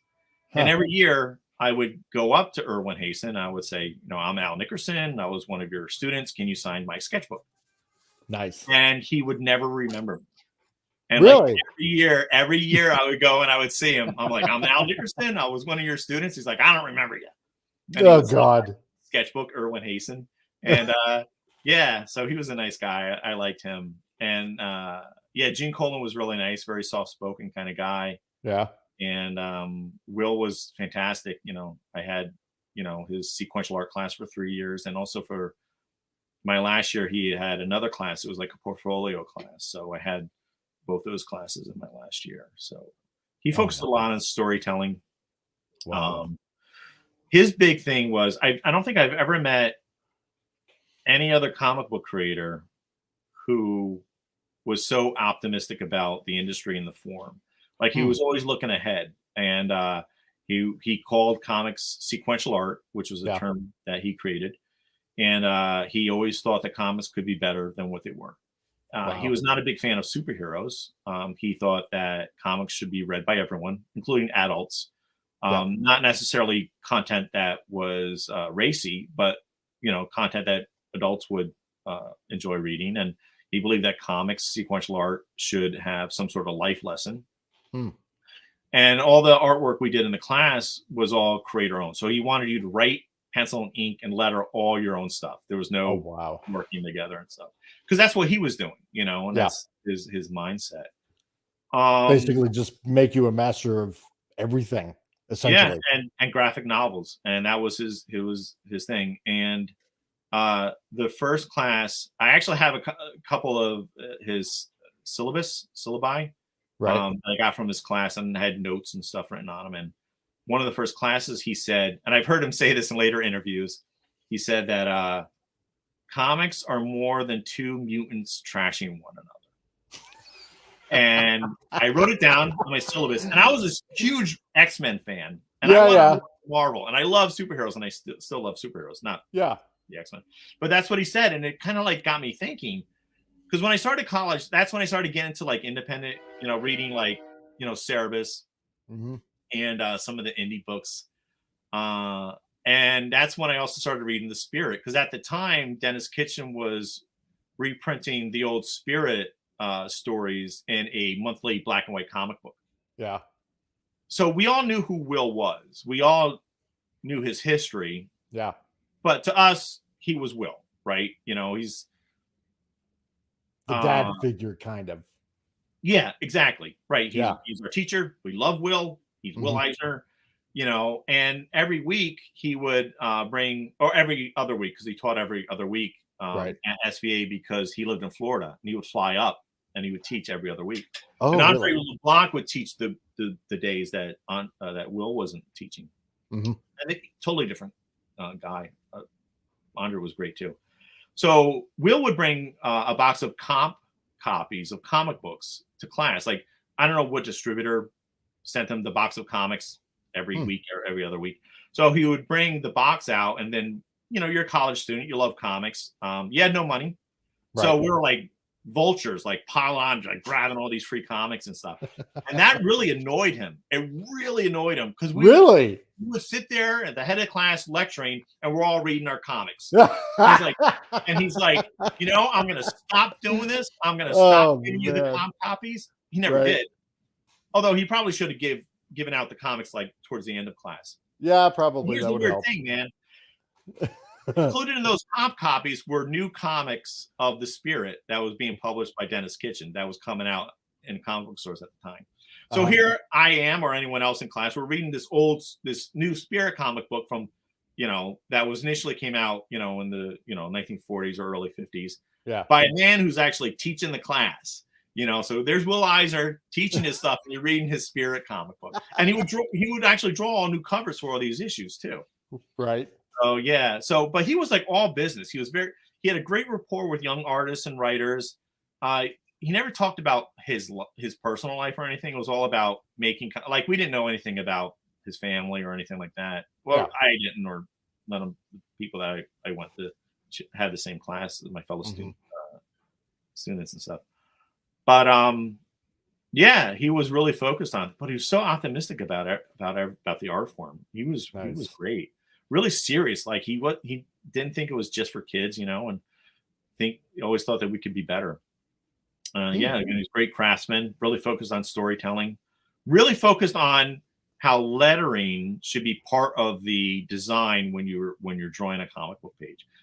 He did not think that lettering should be the enemy. It should be Right. an integral part of your composition when you're putting together a comic book page. It shouldn't be something that you would slap in later. So when you're roughing everything out, you should have enough room available for the word balloon, enough Right. space. Make sure everything's reading from left to right. Don't cross the tails of the word balloons. Like Hmm. he would hate that. And yeah, he was a great guy. So Kind of like the lettering should be, how should I put it? Like like the characters themselves, mm, yeah, in a sense, you know, yeah, it should have a life of their own, absolutely. essentially. They should be part of everything else on the page. Yeah. It shouldn't be something you would, like I said, just slapped in at the last minute and you try to fit it in there. Yeah. Yeah, Interesting. that always looks very unprofessional. Well, yeah, I suppose it does. Yeah. Yeah, so he was really great with that. But yeah, Will was great. Yeah, and it was weird too because like everybody wanted to take his class. Hmm. So when you would register for your classes for the next year, it was the seniors went first, and then the juniors and sophomores.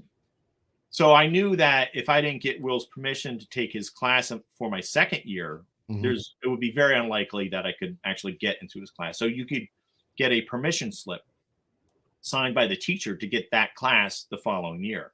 Ah. So my freshman year, I went over to his class when he was teaching, and I had one of these request forms, and I asked him if I could take his class the following year, if he could sign this for me so I could take his class. Right. Will was very serious, great guy, easygoing, but very serious about things. Hmm. So he grumbled a little bit. One thing he grumbled about, he's like, you're taking away time from me teaching my students. Yeah. So I felt bad. Another thing is I wanted to be an inker. So that my artwork I showed him, it was like Xerox pencil pages of like John Byrne, and then me with my inks that I had on tracing paper, Hmm. to show that I can ink. Yeah. So he looked at this, my inking on a tracing paper of John Byrne's pencils, and Will said, "So you traced this?" I'm like, no, I inked it. He's like, no, you traced this. So that made me feel bad. But he said he liked my artworort. So he said, yes, you can take my class next year. I'll sign this, But yeah, I kind of felt bad because you're a kid. I didn't realize I would be taking up his time, Right. when he's supposed to be teaching his actual students. So I kind of like shuffled over to the corner of the classroom, and this other student came up to me. I can't remember who it was. I don't think I ever saw this guy again. And he's like, "Your stuff is great. Don't worry about Will. That's just the way he is." But Will was great. He liked my work, and he signed the request form, and I had permission to take his class my following year and the years after that. Wow. So yeah, that was very nice of him. It was wonderful. Jeez. I mean, to be interacting with a guy that's, I mean, to me, would be on the same level as Jack Kirby. Yes, Pretty much. absolutely. That's got to be like, equally intimidating and exciting at the same time. Yes. Because I mean, and I find it kind of funny what you said. It's just basically comics are just more than just X-Men fighting together.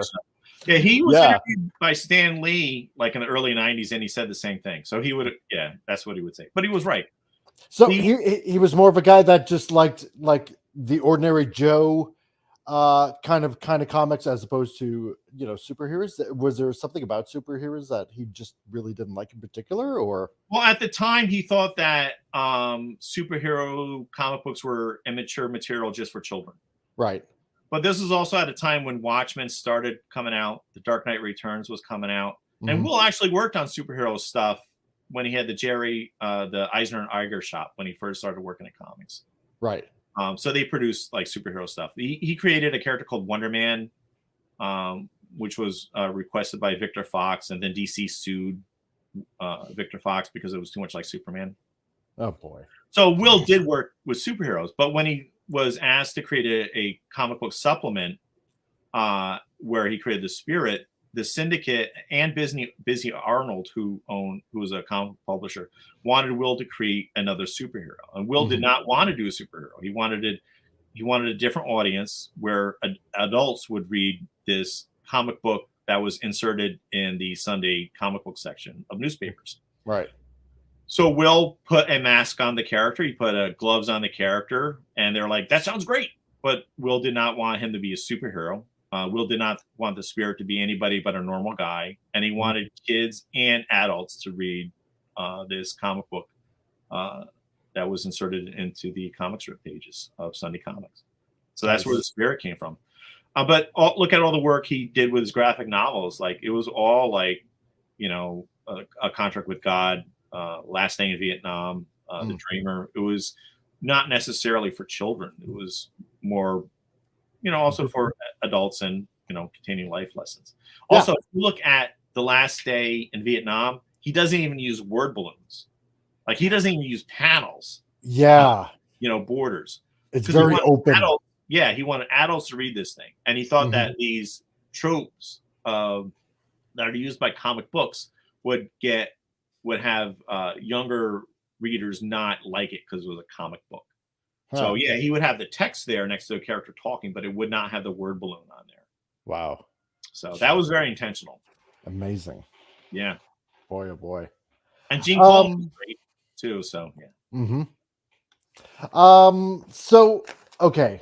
God, where do I go from there? Because now I just want to talk comic books. All right. Well, thanks for the interview.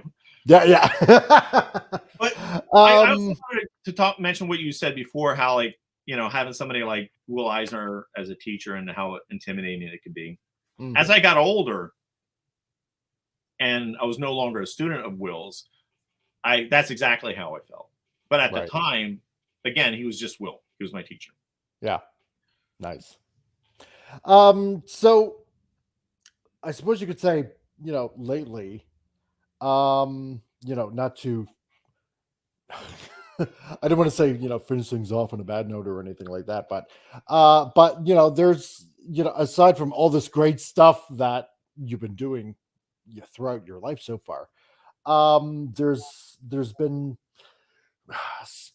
a few bumps in the road. Like, for example, working at this one college or university where you were teaching classes. Right. Yeah. Do you want to talk about that? Sure. Okay. So, where were you teaching at?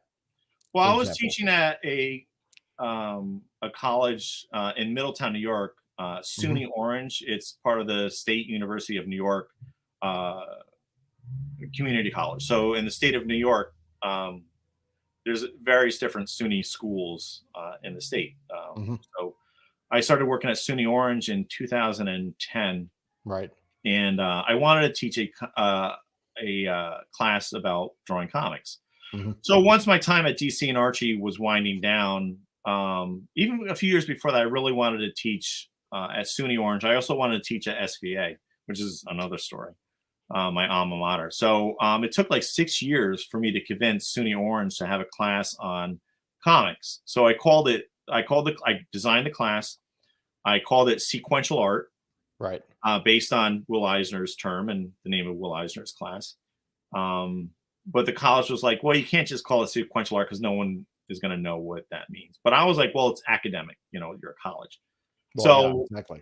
So there was a compromise. So it was called sequential art : comics illustration. So I taught that from 2010 and 2020. So it's a very liberal school. These kids come in and, they have very socialist, very liberal teachers, and they believe everything their teachers tell them. Right. So they have all this gunk in their brains where, socialism is good and I can be any gender I want to be, or you can be gay, or, you can be a female student and think you're male and, change your name and have pronouns and all that sort of stuff. Yeah. So, and, it's all about climate change and Earth Day and all this crazy stuff. And I wasn't going to put up with it. And I didn't like any of that stuff. And I am a Christian, I'm a born again follower of Messiah, Jesus Christ. And, usually whenever I send out an email, I put some scripture at the bottom, and I'll write, in Christ Jesus, Al Nickerson. Right. When Thomas Jefferson was president, when he would sign a letter, he would write, in Christ Jesus, Thomas Jefferson. So I thought, well, it was good for Thomas Jefferson. It's good for anyone else who would want to do something like that. Yeah, exactly. So there's a couple of weird things going on. So the college also would have these bulletin boards where you could put stuff up on these bulletin boards, but it would have to be approved by the college. So it would have to be stamped and signed by somebody. Reviewed. Yeah, it was weird. But the thing is, like, at some point they stopped enforcing that. They stopped doing that. Right. So there was also student groups at the college if they get a teacher to supervise a student group. So the students could create their own little group. So there was a Christian student group, and there was a student group for witches. So young girls who want to be witches and practice witchcraft. So they would put their flyers on the bulletin boards. Yeah. So I had these tract cards with the gospel message on there. So I was putting them up on the bulletin boards too. Yeah. So the college didn't like that. It was okay, for the witch group to, put up their flyers. It's okay for them, but no, poo-poo on you. Exactly. So the college has cameras everywhere. Right. So I was just putting my tract cards on there, and I was putting. There's also genders, all genders bathroom. This whole thing about grooming and getting young people confused about their gender. Yeah. So I would have students I had one female student who thought she was a male, and all her fellow students referred to her as a him. Yeah. And she would dress like a boy and comb her hair, like a boy. But I would not promote something like that. And she was really messed up. She came in the classroom like 20 minutes earlier before class started. And she just went straight to the corner of the classroom, huddled down in the corner with her head down. So I gave her a few minutes. And then I went over and I asked her, is there anything you need? Can I help you with anything? She said no. So I left her alone. I had another student, and she was a lesbian, and she shaved half her head, and she told me that she was seeing a psychiatrist. Then I'm wondering, I wonder why you're seeing a psychiatrist. And then I had two other students. They were sisters, and they were witches, and they would have pentagram earrings and that sort of thing. Oh boy! So I would, and also in 2016, when we had a presidential election going on, all these kids, they love Bernie Sanders, of course. So I printed out these quotes from various different socialists, from Mao Zedong, Adolf Hitler, Vladimir Lenin, Fidel Castro. Yeah. And I read these quotes to the students, and I said, "Who said that?" And they would say, "Bernie Sanders." I was like, "Nope, Adolf Hitler." And I read another quote, and like, who said that? And like, Hillary Clinton. I was like, "Nope, Joseph Stalin." A little history test. I taught history. Not only did I teach history, comics history, I taught history because Benjamin Franklin created the first political cartoon. It was called Join or Die. It was the snake. Yes, exactly. So I would talk about that. And then I talked about the Saturday Evening Post. I talked about Norman Rockwell. I talked about Jack Cole, who created Plastic Man. I'll talk about the censorship that was going on in comics in 1954. Yeah. And I'll talk about these things. And I would talk about our founding fathers. And I would read some of the quotes they said. Yeah. So, because they're indoctrinated with all this Marxist feminist nonsense and all this gender confusion, and they're grooming children and they're promoting this stuff.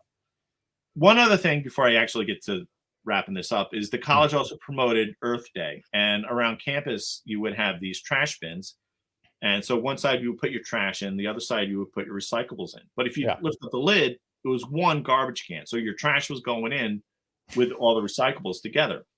So here these young people are thinking they're saving Mother Earth, saving the planet, doing something about climate change by recycling their material on campus, but they're not, and they're being lied to. Yeah, of course. I'm not a tree hugger or anything like that. So I was wondering about this. So I was talking to one of the maintenance guys, and at night he would have his little cart with one big trash can on it, going up, taking up all the trash and recyclables that are all thrown together. So I was like, so the college really doesn't recycle, do they? And he's like, no. He's like, we don't recycle here. It's just cheaper not to recycle things. I'm like, but they're lying to students, and they put on this big thing for Earth Day every year. Yeah. So so they don't really care. I don't care, but at least I'm not lying about it. So that was one of the things. So anyway, so Mhm. in the spring of 2020, which ended up being my last semester teaching at SUNY Orange, Mhm. I got a phone call from the woman in charge of the human resources department. And she's also the diversity officer on Yeah. campus. Oh boy. So she called me up and she wanted me to come in and talk to her about something. I'm like, well, I have time now. Just, let's talk about it now. And she refused. She wanted me to come into the office. So I'm like, nope, sorry, click. I did call her back and I scheduled an appointment with her and I went and I met her in the human resources department and I had my Bible with me and she sat me down. And when somebody like scolds you and starts saying, I don't care what this is, but I really do. So that's what she said in regards to these track cards being on the bulletin board. She's like, Oh I don't care man. what the track cards say, but you shouldn't be doing it. She really cared about it. She Oh also yeah. told me I cannot send any emails that contain Bible scripture in it. Oh I god. also could not send any emails that mentioned Jesus Christ in my emails.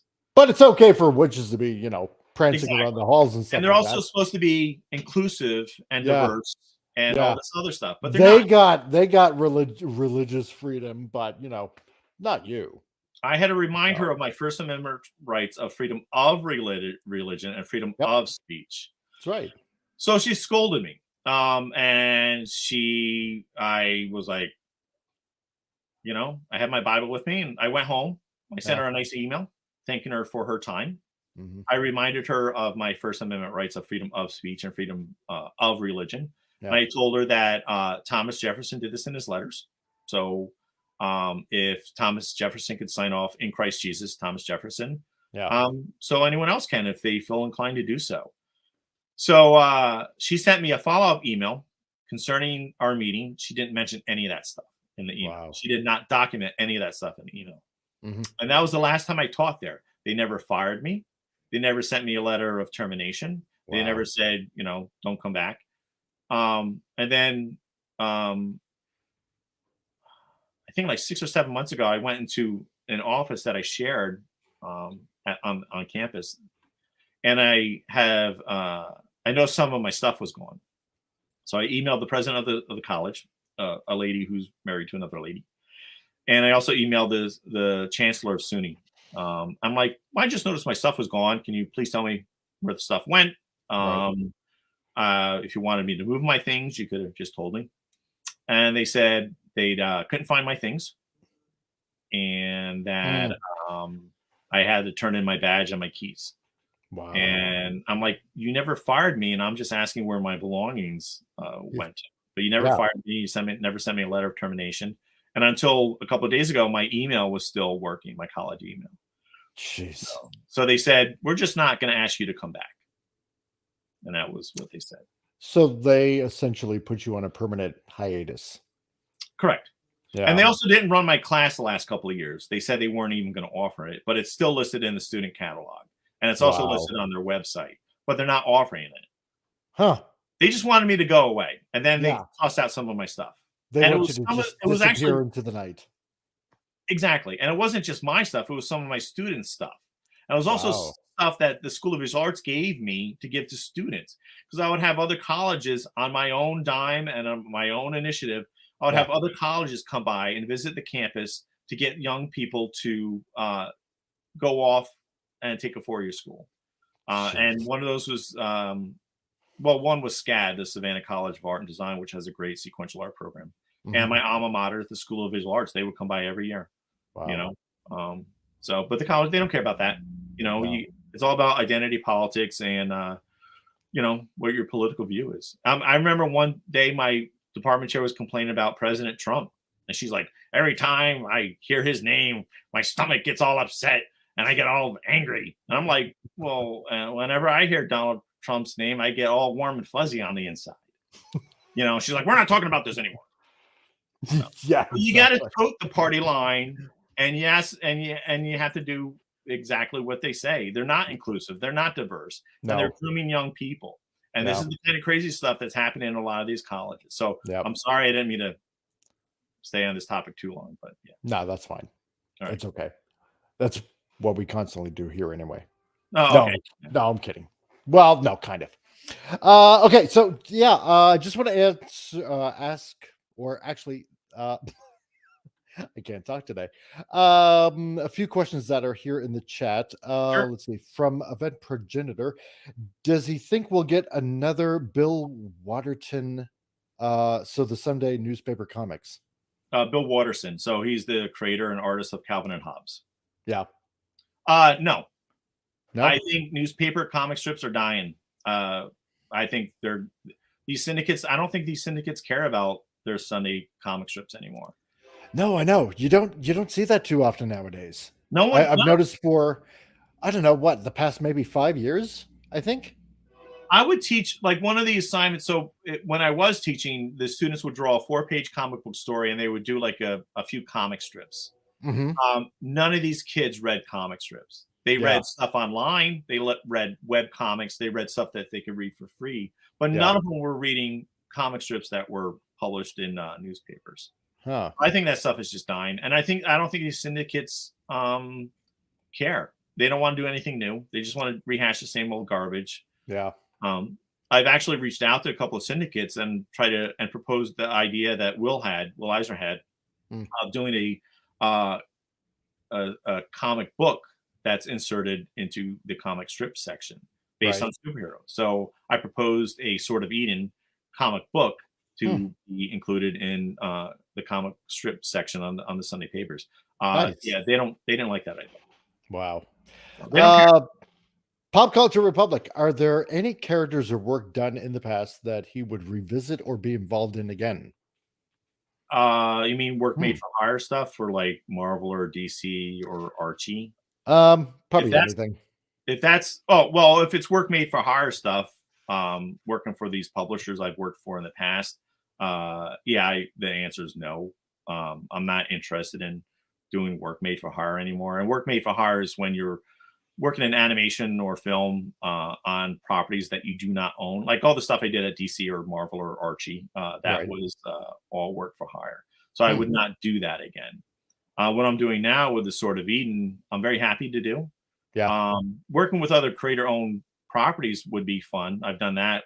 I mentioned Lethargic Lad and Greg Hyland and that. So yeah, if it's creator-owned and doing some team-up project, yeah, I'd be open to do that again. I've done that several times. But nice. Just work for hire, yeah, no, I'm not interested. Yeah, we need more non-liberal focused political talking points, colleges and companies. Yeah. Yeah, good luck. Exactly. Yeah. Yeah. Earth Day is from a guy that murdered a woman and kept his body in a suitcase in his closet. Also, Earth Day is the same day as Vladimir Lenin's birthday. Oh, yes, that's right. Imagine that. What a coincidence. Yes, but the general populace must not know that because They that would be that would just be bad business right there. So let's see. Anything else? Yeah. How about this? If you could do a crossover with any of your characters, with anything independent or let's say mainstream like Marvel, DC, who would it be with? Oh, with mainstream? Yeah, or independent, Oh, and one of the cool things I was able to do was work with Joe Staten. So we had an E-Man, Nemish Man team up. That was great. Right. And the Lethargic Lad stuff was great. Yeah. Other things that I haven't done with other creator-owned work, the Max would be fun. Haven't seen that. It would be fun. Also, like Grendel would be kind of cool. From Matt Dark Wagner's Horse. Grendel. Yeah. Or like some of the stuff that some of the comics gate guys are doing, like Cyber Frog or the Pit. Like I loved a lot of this indie stuff. Hellboy. I used to be a huge fan of Hellboy. Oh, Mike Mignola. Yeah. Here's like in the early 2000s, Marvel was trying to start their Epic line again, where they wanted to publish creator-owned work. I heard about that. Yeah. Yeah. What happened to that? Do you know?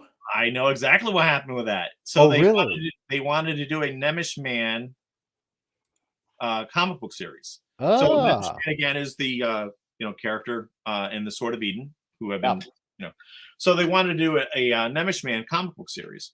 So they sent me a copy of the contract. I had a whole proposal, written out, and it included the plot for the first few issues and stuff. Mm-hmm. And they sent me a copy of the contract, and the contract seemed very fair. Yeah. I would own the material. They would publish it. Mm. The only weird thing was that in the contract, it stated that if the quality of the work wasn't up to Marvel's standards, Mm. then they could hire somebody else to work on my own comic. Oh boy. I didn't like that too much, but I wasn't worried that that was going to happen. So I had an idea where Nemish Man would travel to the end of time, and he would deal with the character Immortus from Marvel, King the Conqueror and that stuff. Oh, okay. So I wanted to do that. So that looked like where it was going to go. But Stephanie Moore, she was the editor of this new Epic line. She was also the assistant editor on all the X-Men books. Mm-hmm. So she said that the lawyers had decided that they did not want to publish creator-owned work. So would I be interested in creating a character similar to Nemish Man, but was not Nemish Man for them to publish? Oh, and I for said, Marvel. Nope. I said I would not be interested in that. But for a little while, it was actually. But you could have had your character in Multiverse of Madness, or in this whole Kang Destiny thing. And then they would sue me for the Sword of Eden because that so much like the ones that I created. Yeah, there was no way that was going to happen. But it was neat that they were considering creator-owned work and asked me to do something, and I could team it up with other Marvel characters. I thought that would have been great, and their contract that is pretty interesting. I saw it in the contract too. Yeah. Wow. Jeez. The only thing it did. No, go ahead. Go ahead. Oh no, the only thing I was going to say is like the contract they sent me did not list the page rate, so I didn't know what the page rate was. Oh, yeah, but they would pay me royalties, except for royalties for sales overseas. So those are the two things. The whole being fired from your own book and not paying your royalties for foreign sales were the only two things that I didn't like too much. But I would have signed it. Yeah, I would have. Yeah, depending on the page rate, if I could retain ownership of my own property and have Marvel publish it, that would have been great. And then because that's pretty interesting. Because if Marvel is looking for a lot of independence and whatnot to create for them, then I don't know. It's kind of a telltale sign, I suppose, in a way that things must be pretty, let's say, barren for creativity, possibly, than at Marvel, that they have to, possibly bring in a lot of people. It's like, it's like basically not admitting that you're suffering, but you're really suffering. Oh, sure, absolutely. What new has been published by Marvel or DC? Yeah, exactly. Last Well, years. I mean, you had the new Warriors that really didn't go anywhere, and then you had let me think, Super Trans. Oh, yeah, that's just. But then, again, this is all like 2006 when this stuff with Epic was going on again. Wow. She was very nice. I thought it was great that they wanted to do this. I'm sorry it didn't work out. No, I mean, because that would have been pretty interesting to have the Epic line back again. Yeah, because there were some good books. Yeah, that Marvel was doing through Epic. Right, they published Epic magazine, and they were republishing, reprinting ElfQuest in color. Yeah, Gru the Wanderer. Yeah, Alien Legion. I love Gru. God, Gru was great. Yeah. Oh, frig! I collected them all. Jeez, I couldn't get enough of it. Yeah, I mean, then back in the day, they released Akira through Epic. Oh, did they really? Wow. Yeah, Katsuhiro Otomo's Akira. Yeah, that was through Epic. I had all the issues of that. Yeah. Oh God, that was like one of the books that got me into manga as well. So you read American comics first and then manga? Yeah. Oh yeah, totally. God, I actually got, what was it, the first 34 or 32 issues actually at a garage sale that was happening in a city that I used to live in back in New Brunswick. And then there was a lull of a few years between the last couple of issues that Epic was going to do because there was some sort of delay. And then right as I got those past issues, Epic said, okay, yeah, we're going to release the rest of the issues of Akira, and I had the entire collection. Wow. So yeah, it was quite the thing. So, let's see. Another question here. Have you ever considered working for a company like the Epic Times? I know that Lotus Eaters, UK based, was looking for someone on the graphics side a bit ago. Well, uh, well, one thing is, yeah, I'm not interested in doing any work for hire anymore. So I'm not interested in working on any property or artwork for anybody else. If Right. something like the Epoch Times or the Daily Wire wanted to do something that's creator owned, yeah, I'd go for that. That would be cool. Actually, So I mean, I do like the Daily Wire kind of, and the Epoch Times seems great. Yeah. They're very critical of the Chinese Communist Party, so that's always wonderful. Yeah. Oh, I yeah, hear even Steven Crowder and like Mug Club is exploding as well too. oh wow. Yeah. Oh, now that they got like a bunch of people on, like they even brought Alex Jones on, Nick DiPaolo, like the Hodge twins. They're really gaining speed. So, and they're looking for a lot of creators and whatnot. So I don't know.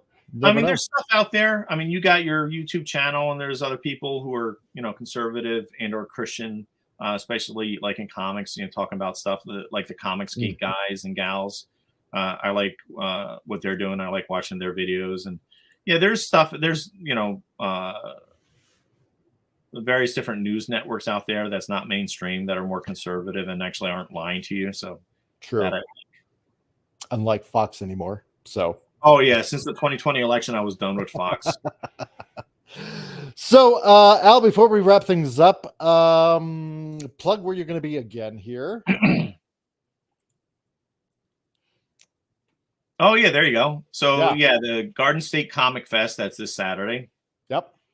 So the URL, I think it's gardenstatecomic.fest.com. Yes. So I'll be there. There should be an artist alley section. So I'm looking forward to that. So I'll have copies of the Sword of Eden graphic novel, the new print ready to go to sign and number. I'll have some comics and original art. I'll bring a lot of original artwork to sell. Nice. Yeah. So what I usually do with orders when people buy the Sword of Eden from the swordofeden.com, I'll include like again, some free prints that are signed and numbered and some free comics like either Archie or ElfQuest or something like that I worked on as well. So I want to make sure that I want my readers to get their money's worth, So I like to throw in all this extra stuff. And I got Xeroxes of all my, there I am. I have, there you are. There it is.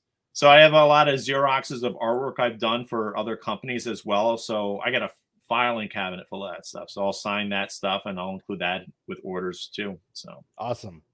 Yeah, it'll be fun to see everybody on Saturday. That'll be pretty cool, man. Yeah, there's a couple of retailers there too. Haven for Heroes, they're a comic book store in Port Jervis, New York. They'll be there at the Garden State Comic Fest as well. So they've treated me very well so far, so I'm very happy. So awesome.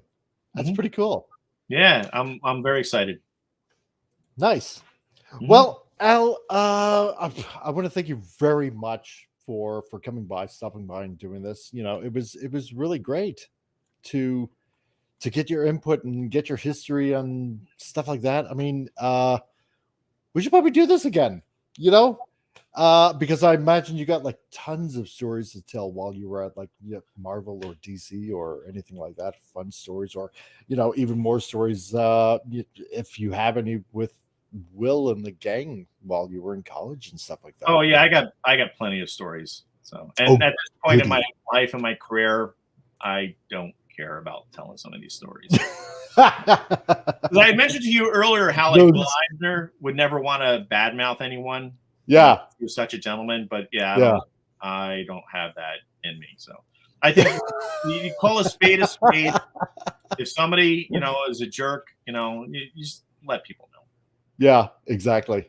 You want to avoid those if it's genuine. So. You don't want to go around bashing someone's character because they have different views than you. But because I recently, some months ago, did a video on how DC was not wanting to pay me royalties on some of my work that they reprinted. Eventually, they did pay me. Nice. So I don't mind talking about stuff like that, because it happened. and they were in the wrong, but they did pay me. So it took like Nice. months.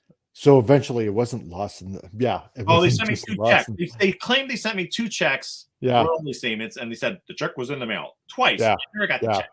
So like 4 months later, they created a direct deposit for me, and they paid me. So that was nice. Awesome. So yeah. Sweet. So yeah, theswordofeden.com if you're interested in non-woke, pro-American, pro-Christian superhero content that's fun. Mhm. Check out theswordofeden.com.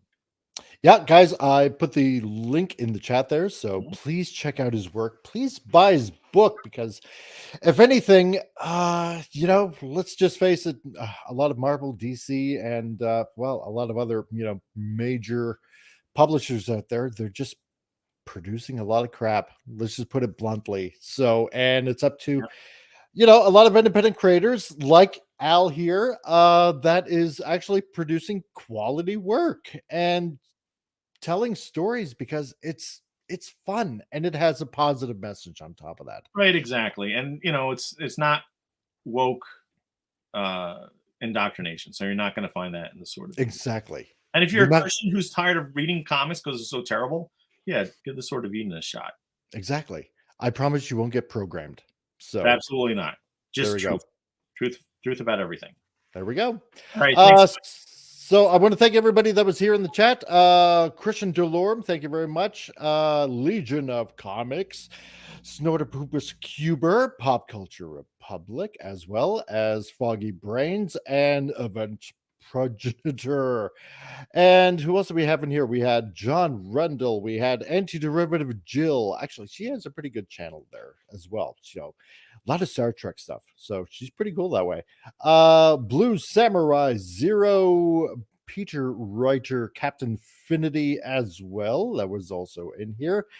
And the Lost Wanderer, actually, he has a radio show going on as well. So he's pretty cool, dude. And Killer Rabbit from Space, our favorite fluffy bunny. Snortopupus, please don't kill our bunny. So we need him. Al, thank you very much. I really, really appreciate it. Oh, and of course, King Dolphin TV. So this guy, I'm going to be, he's an author as well, sci-fi author. So he's got a couple of books out. Please check out King Dolphin TV as well. Really good guy, Raymond Feliciano. So he might want to do an interview with you as well, if you're up for it. Oh yeah, stuff like this is always fun, and thank you for inviting me, and thank you for your time. I really, really enjoyed it. So it was great. Yeah, no, well, thanks for coming on and having fun here. So all of you out in the chat, please like and subscribe, and spread this one around because this is what's going on in the industry, and we got a great creator here that deserves some notoriety as it is, and please support his content, please support his work, and we'll try to have more interviews like that. So from both of us to all of you out there, thank you very much, and please stay tuned for Frantic Fridays tomorrow, where we're going to be talking about some stuff in the news of entertainment, and try to end the week off on a good note, as we usually try to, because hey, it's the weekend, and you want to go into the weekend having some positive vibes out there, as it were. So thank you very much for joining in, and we will see you tomorrow. So from us on the panel, from Al Nickerson and myself, the Comic Relief Crusader, thank you very much, and we will see you soon. All right, bye. God bless you guys. Thank you.